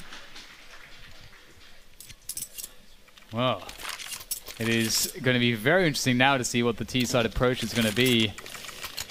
Got those saved AWPs here from Fnatic, so Complexity know that those are in play. So do they go for a fast set piece? Do they speed up the pace? Looks like that might be the case here. Def is moving pretty fast there into the T-con position, throwing out that molly straight towards E-box, I believe, and Complexity looking like they will just go for this split onto the A bomb site. Classic one. Let's see how well it works out. Jumps across safely. JW drops a smoke. Still on the very, very shallow side of the Ivy, so it looks like both teams will maybe puff out their chest a little bit, throw a couple grenades at one another. Neither team can afford to liberally apply those grenades to the map. There's still 1:15 on the clock. There's plenty of time to use those. And if you're Fnatic, you've got the problem of thinking of retakes. You want to be able to hold on to a lot of those mollies for time, and you have no smokes, if I'm not mistaken, not one smoke on Broland. So when it comes to retakes, Fnatic could be in a world of hurt. Oh, speaking of hurt, though, JW is down on the ground and he's out for the count as Fnatic are down to 4 in this defense. Molly's sent down to pop forces Crims back towards T-Con. He's in an awkward spot here. If they push T-Con, he could get sandwiched. 40 seconds to go to pump this bomb, stand all the way at all bomb, and things are getting really weird here. And will take the kill. And things start to stabilize here for Fnatic. I guess stabilize. You still have Complexity players that are scattered about. Close angle here, Exist pushed ahead, and suddenly what looked to be a good stronghold for Complexity into the sights is a 1v4 for Shazam with 23 seconds. He's got 3 left to go and 20 on the clock. Planting this bomb would be a pretty tall ask. He knows he's got players all around him. But again, like you had said before, his hand is going to be forced shortly. Looks like he's actually going to give the round up. But he gives his broadside up to Exist. He'll die before the clock expires, so at least he'll get himself some loss bonus, but he ends up losing the op anyways. It was a net loss, obviously so. We haven't had any overtimes today, have we? No, we've not. I don't even think we've been close. Right, well... I think the closest we saw was like 9-9. Well, I think I feel like this game has the makings for it. We'll have to see if that does come into fruition, but it is looking very close here. Fnatic looking to move strong onto 14, but we do have rifles out here for Complexity, not a lot of nades, so they may want to speed things up, but they're pretty spread out at this point. 2 players passive towards Ivy, a player towards Pop, top of the ladder, and actually they don't have anyone in T-Com right now, so they are actually playing a default. And there is only 1 smoke grenade. You got 1 smoke grenade on Train. That's not a happy place to be in. Oh, that could have been a chance, but denied by Twist's AWP. Yeah, he had the scope. Nice leg, too, for nothing. He'll be dropped down to 7. JW survives. He seems like he always trades just a couple hit points for a body or 2 over there. He's strong in that position. 13 all is the score right now in Complexity with that force buy on this round. They want to crack that egg with Fnatic, but it doesn't look like it's going to crack anytime soon. That money is weak, but right now this round is just looking too good. Complexity need 1 standout player. So yeah, someone has to go off it. Someone has to find a chance. And Shazam, could he be that man? He's going to push his way forward. Gets good damage onto JW, looking for that push to come back in. Def now opening things up. They're getting a lot of ground and space. Need to get the frags though, and Crims will hold things down for the time by E-Box, and that might have delayed them a little bit too long here, and has indeed allowed Twist to get himself good position. Trades come in, but time starts to be a problem. Stan has to go for the bomb and find a way to get the plant, but utterly denied by JW, and that is 14 for Fnatic. What a match we've got. So finally Fnatic are able to overcome Complexity and secure that lead. It's been a little bit back and forth. We saw the 10-5 half. Fnatic had a bit of a streak there to make that lead evaporate for Complexity, and then it started to teeter-totter. But it does seem like Fnatic now have the reins, and Complexity are going to have to make these decisions. Well, do we give them the overtime round, save a little bit of cash so that we can get a chance? You need to be able to win consecutive rounds at this point, no matter what, for Complexity. But if you try and jump the shark now, I mean, can you get it done with pistol armor, maybe a single AK or 2, the way that Fnatic were able to do it in the first half? That is the question. Complexity, there's a lot to answer for at this point. And it's going to be interesting to see where they can make the difference. One thing that's cool about this Complexity team is that, and I think one thing that Nothing always adds as well to any team that he's on is communication. Yeah, always has communication. I like that Ricky has actually found himself on this Complexity lineup as well, because for a long time Ricky, very, very vocal player, couldn't quite find the right team where that would really gel. And I think this is one of those teams, and so it can really help in moments like this, having players who are pumped, who can get everyone hyped up, can make sure that everyone still believes, and they're going to go for a throwaway round here. They're going to give up match points so they can have a good buy. That's how it's going to go, and Exist gets himself a nice little highlights, but it will all be over. 15 for Fnatic. Complexity, they have decided to go for this. They've decided to give this situation to Fnatic. Yeah, they need 2 rounds in a row for themselves. And yes, they gave that throwaway round. They bought 1 smoke, just looking to even just get across the top of that ramp. And Exist spammed out so many bullets that the 2 players that died and the 3 that survived said, you know what, let's turn around. I mean, he's going to be running out of ammo here shortly. So Fnatic on the precipice of victory. What can they get done with double op? an AUG and 2 M4s. A lot of flashbangs traded back and forth over towards Ivy, but this is going to be the real friction. Crims goes down first. Fnatic with some early aggression kind of get some of those early rounds on their CT side, early strategies that they had before, not working this time. Yeah, going for that aggression, wanting to get ahead of whatever Complexity had planned, but it has indeed backfired. Complexity have a lot of time to play with as well, so they're slowing things down, perhaps expecting or trying to be safe against any aggressions, which could be a response to losing a man early from Fnatic's side. But Fnatic do have 2 orbs, which can really make up for losing a player. It allows you to cover a lot of ground pretty effectively, and that is something you're lacking when you do lose a man. So it's not all lost in that sense, but Complexity, they've got to make a decision at some point here. Do they want to go into B? Well, they do have a lurker set up towards Ivy, so they are rotating Stanislaw around now. When you join the push... Well, we've seen this strategy so many times from Complexity. This is where nothing comes in, gets 2 kills, and the fake is intended to go towards the B site, but instead, what happens? They actually jump the gun before nothing has anything. He's actually going to come in on that late lurk you were talking about, jumps across the smoke. I think Twist may have spotted him, gets the shot on the re-peek. 2v2 right now, but here's the flank from downtown. Nothing gets the kill. It's all up to JW now to try and stop it. 1v2. The bomb is recovered. 18 seconds left. He fires one, but it goes high. The Molotov will force him to the upper halls, and they'll be staring him down, planting for the safe side of the bomb train. The flash comes down, and nothing secures the round on that late flank. 14-15. We're going the distance to the end of regulation on 30. Oh my god, that was a close one. That was a close one. Complexity. It looked so perfect. And then Brolan, he finds those 2 quick kills with the AUG. Very unexpected for pretty much everybody. I mean, everybody's heart stopped when JW turned around and looked at nothing, and then doing scope, and then had it felt like an eternity staring down at nothing. That was a long fight that nothing just barely successfully won. And that flank timing, you know, as mentioned, you know, it has to come in at the perfect moment, and that was just the last moment possible. This will make it really all come together. So the plan worked out. At least, you know, as you mentioned, you know, we had that situation where they gave up match points so they could have 2 chances, or well, they would have to make 2 chances work, and they made the first one work, and now it's down to finishing the job and securing overtime. There is still a long road ahead, and Fnatic, they just need that one. Can this be that one? Because their buy is not perfect, but it's still pretty respectable. It's not bad. They've got the smokes, so they can look to deny this. Man, Fnatic heavily favored on this one. So almost 6-fold. Here comes the utility dumped out by Complexity. It's relatively early in the round, but they already have Def making his way past Olaf. 2 players, though, by Old Hell. This is going to be... Oh, actually, it's just 1. The other one's all the way towards Ivy. So it's 1v1, but he doesn't check the corner. Twist was hanging out on a very wide angle right there, surprisingly so. Yeah, it is traded. It's such a strong position. It's like just deals with that exact player pushing that exact spot. It's so strong, that off angle from Twist. And look at what it's done for them. And despite getting traded out here, they have prevented Complexity from pushing forwards, and now JW makes it worse, picks off another. Well, Ricky picks up that AK, and they start to double back. They do not want to challenge JW, who they know is over there. Stanislaw is jumping around, trying to peek for some information. If he could spot Crim's shoelaces down there, and yes, he does.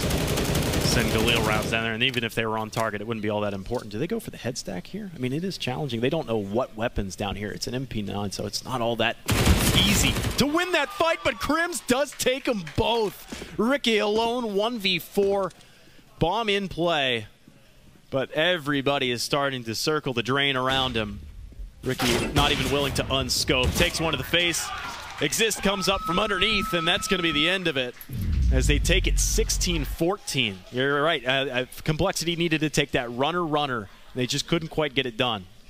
So close, but so far. That's so sad, isn't it, for Complexity? But for Fnatic, you know, I mean, well, both of these teams are so closely matched here on terrain. They made for a really nice fight. You know, as you know, James always likes to say, styles makes fights, and I think we already had that here. And it's good to see also Brolan, you know, performing. I'm always looking to him. You know, he's a player that's got so many years left. He's so young, and he's such a talent coming out of Sweden. And that's something that we've seen is so much needed by these, you know, big orgs. They need the fresh talent to come in, to freshen it up, new ideas, and more hunger as well. And it really does the world of good to a team. And maybe it could ignite the fire that Fnatic need in this tournament to not just stay alive, but to go very deep. Yeah, it does. And it was a great fight from Complexity. I mean, it's a tough draw. That was a very tough group. But when Astralis is in your group and you're forced to fight them straight up in the first game, it's like, well, okay, that's just fair, is it? You just rolled the 20-sided dice and you got a 1. You're like, oh darn. So I mean, it didn't work out for them. So we salute it to Complexity as they pack up. But I mean, we've got a lot of stuff. We've got after party for them tonight. It should be a fun time. But we're gonna see what the hosts over there have to talk about that match on the desk. Take it away. Harder fought by Complexity than maybe I would have thought. I was not thinking it was going to be that close. Let's focus on the important things. Dust is now 0 for 2 on predictions. No, we did 4 games. How could I be 0 and 2? Doesn't even make sense. Just the 2 where we had different predictions. Oh, okay. Yeah, that's all I wanted to get on. I'm done. Okay, that's all I had. Great analysis from your boy. Yep, appreciate you. I'm good. That's it. We're done. Yeah, see you guys later. That was all that needed to be said. We just needed to show that Dust was wrong. You love to see it.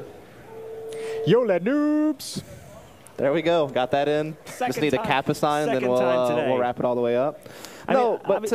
Obviously, Complexity did put up more rounds. What was the key to that? No, I think that just both teams had really strong CT sides for 1. For 2, if you line it up like top fragger to bottom fragger for each team, the fragging between the 2 teams is actually pretty equal. The scoreboard reflected that as well. I think the difference really was just that Fnatic won both pistols. They got a 5-0 start in the second half because of winning one of those pistols, and I think they had like a 3-2 lead in the first half off a pistol round victory. So when the game is that close, 16-14, and you've won both pistols, that makes the world of difference. That, and I just feel like, to a certain degree, Fnatic just had a little bit more. Like Brolin and Twist, the star players who are looking to shine that did so well at Chicago, and we know how much promise they can have, finally lived up to it in this game after having a little bit of a rough opening match. So, I mean, that really is kind of the difference. Yeah, the 2 of them leading the way was a big win condition that we talked about in the pregame. And then I think you look at some of the just impact plays that happened throughout, like Crims with that ace in the second pistol round, just a god with that USP at the end, just eliminating the double stack. He had some good performances. And then even just if you even go to a small detail, like that same round where Crims gets the ace in the pistol round, that's, Stan missed a jump smoke.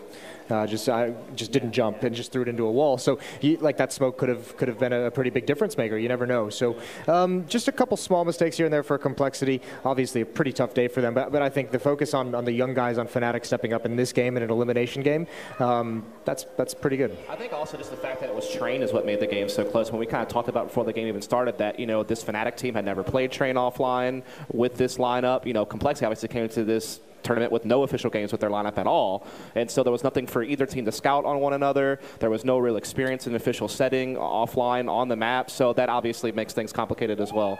Now, if you're a Fnatic fan, are you slightly worried that you have to now face against Cloud9, a team that already beat you, and you just struggled to beat Complexity? I don't think you're worried about whatever matchup you'd get, which, Cloud9. I think you're just worried in general. This Fnatic team is kind of weird because I really like watching them play, and I think there have been enough times, like Chicago is one of them, where you look at the team and you're like, they're starting to play pretty cool. We're starting to really enjoy it, but this is a Complexity team. They should be putting this team away much easier. A team that comes into this event with no maps played as a team. And it's harder to do that nowadays with how good players and teams have gotten, but still, you're looking at this and you're saying it feels like Fnatic should have had a little bit more room in their victory here. I do believe that is going to wrap things up for us today, though, here on the stream. We do apologize again for all of the technical delays. Obviously, we kind of hammered those things out, and things ran much smoother over the last half of the day. But we are going to be jumping into the action tomorrow, and I'm not really quite sure what the schedule is going to look like yet. But I think it'll be elimination best of 1, and then we will have the semis and the playoffs, because Group B will finish tonight. Okay, so we will have our playoffs tomorrow. It just maybe a little bit of a different start. But we do appreciate you guys that stuck by, and everyone here in-house as well. We appreciate you standing with us. We'll be back again tomorrow with more of the 2019 Ibuypower Masters. We hope to see you then.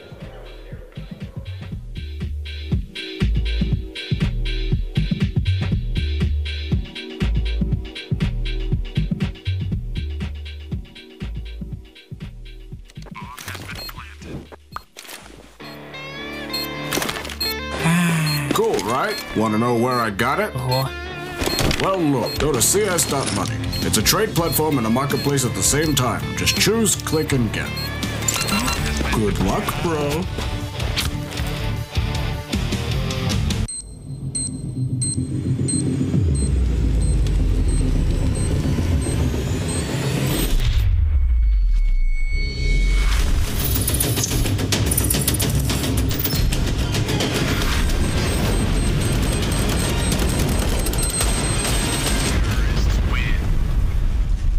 Loot Bet. Made for live betting.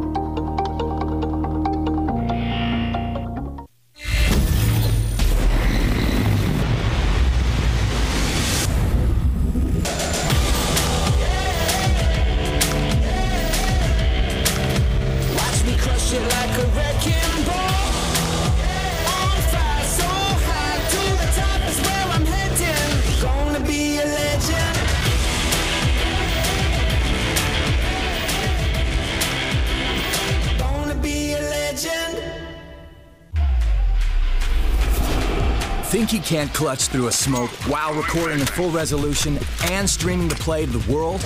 Watch this. Counter-terrorists win. Think he can't get famous in a flash? Like become your own meme famous? Watch this. Think he's been there, done that? With Intel Core i7, he's just getting started. Game, record, stream without compromise on Intel Core i7. Numerous forces aimed at the Earth.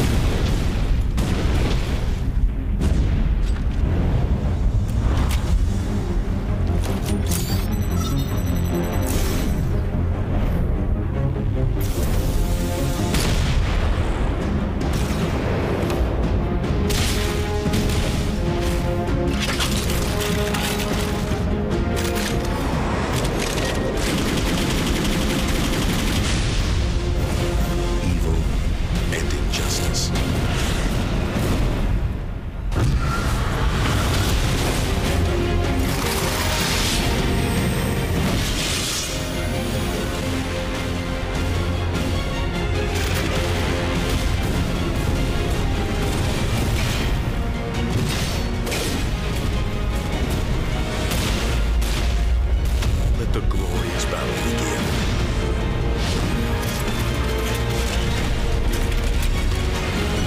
Geared up for victory. LG Ultra Gear Gaming Monitor.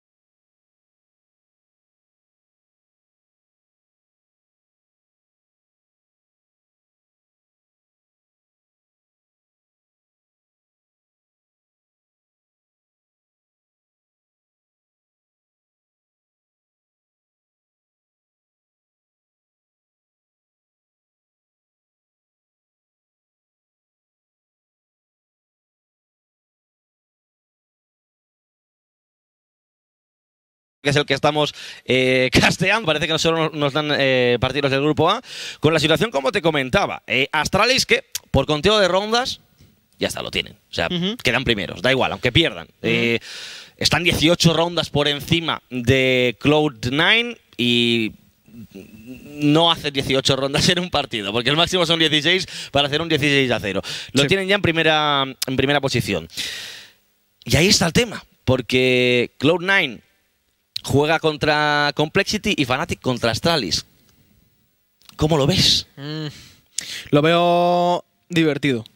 Yo lo veo en el punto en el que ahora mismo Astralis puede decir, bueno, quiero que pase Fnatic, se lo pongo fácil. Quiero que pase Cloud9, Stomp.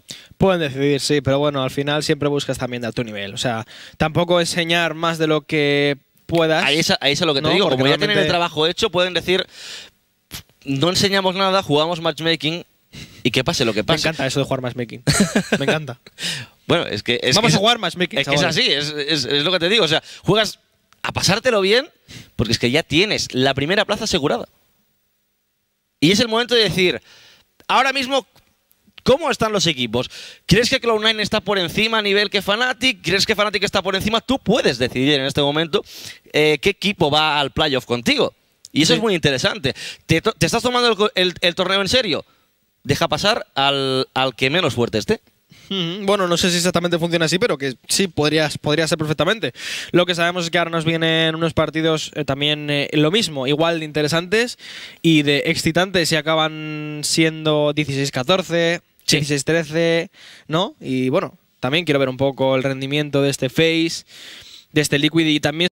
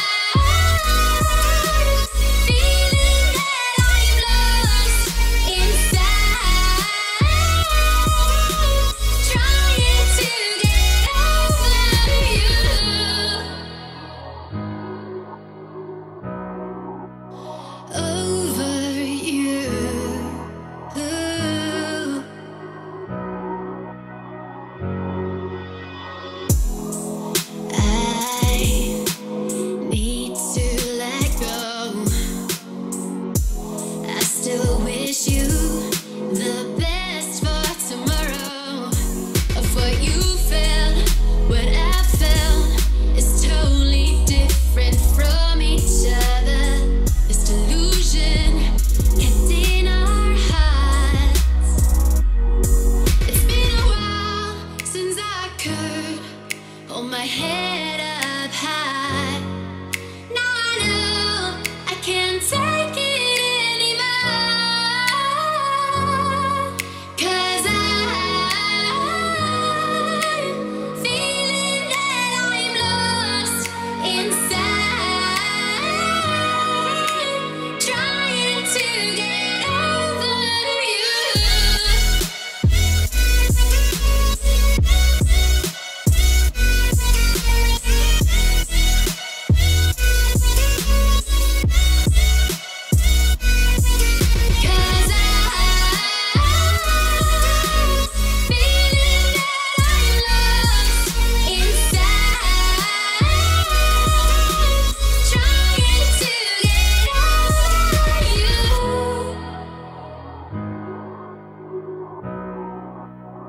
Over you, over you.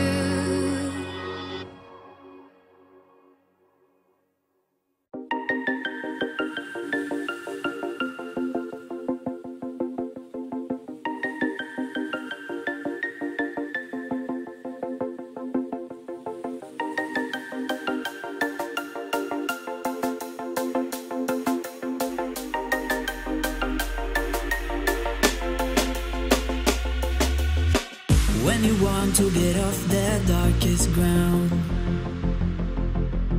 but gravity pulls you straight down. Earth from a bird's eye view.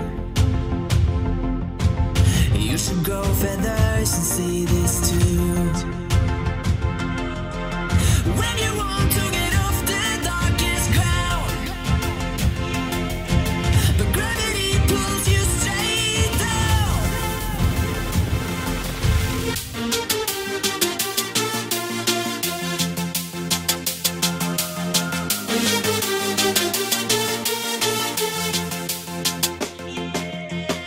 When you want to get off the darkest ground, but gravity pulls you straight down.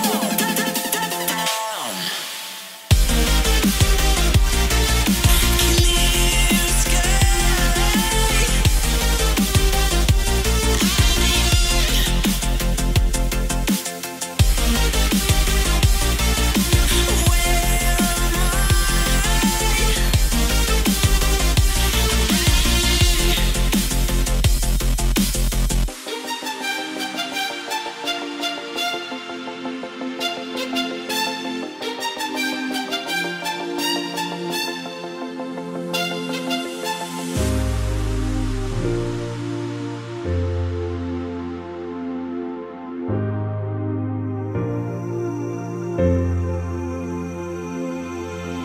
When you want to get off the darkest ground,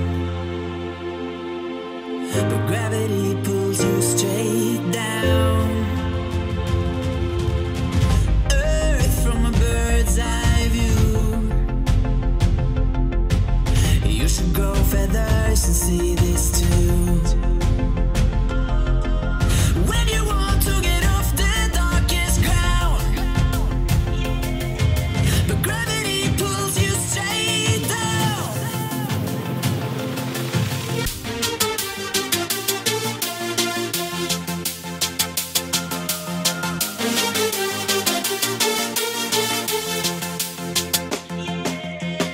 When you want to get off the darkest ground,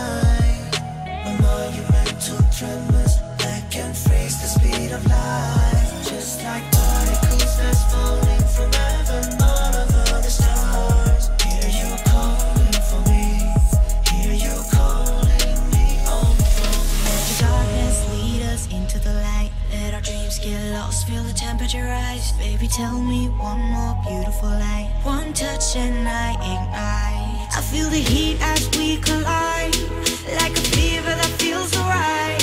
So baby, tell me one more beautiful night. One touch and I ignite.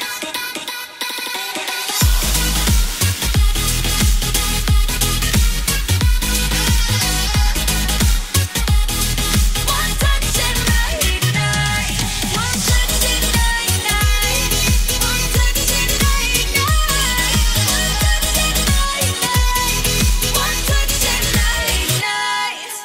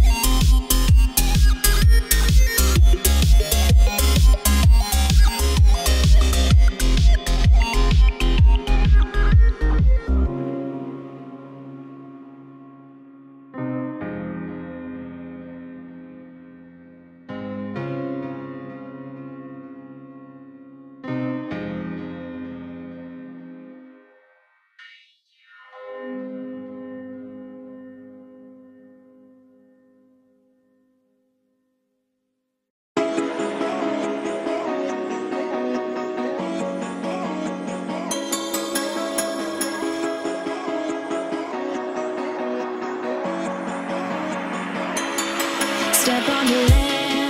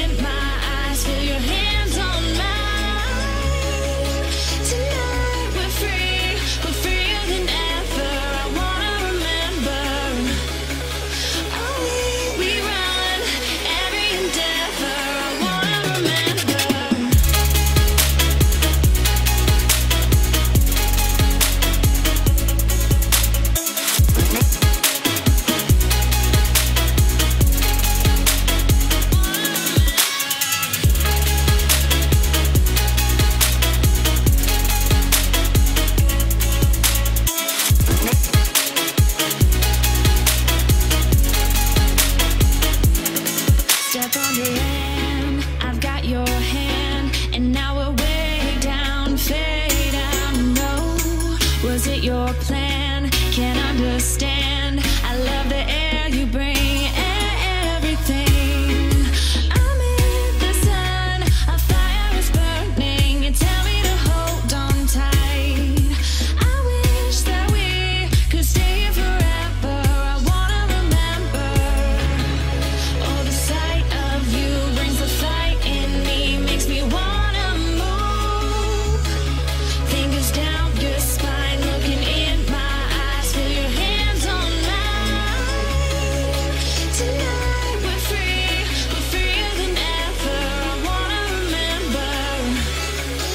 Oh, we run every endeavor. I wanna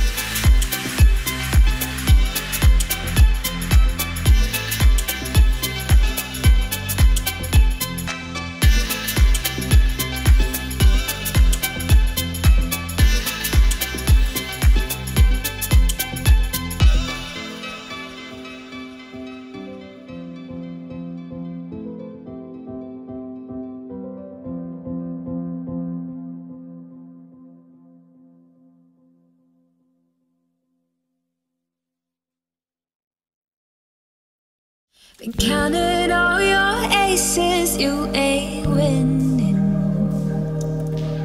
Your phone book full of of numbers, staring names.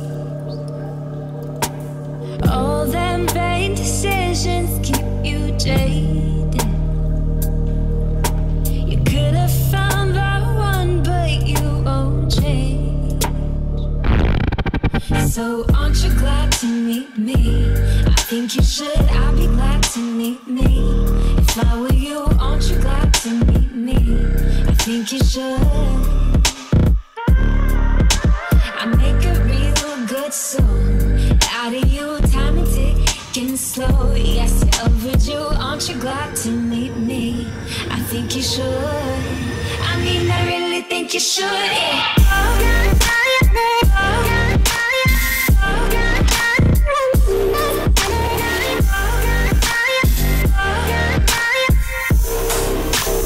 Aren't you glad to meet me?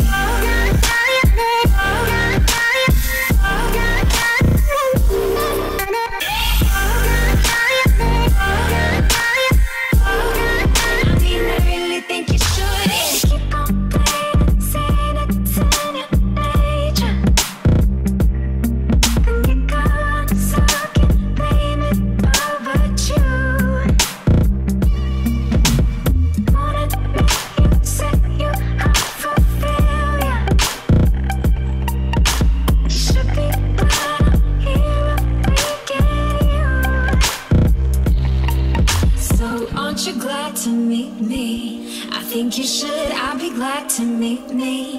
If I were you, aren't you glad to meet me? I think you should. I make a real good song out of you, time and ticking slow. Yes, you're overdue, aren't you glad to meet me?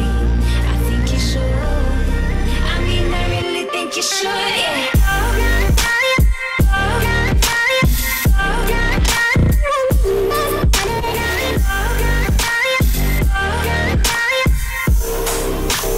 Aren't you glad to meet me?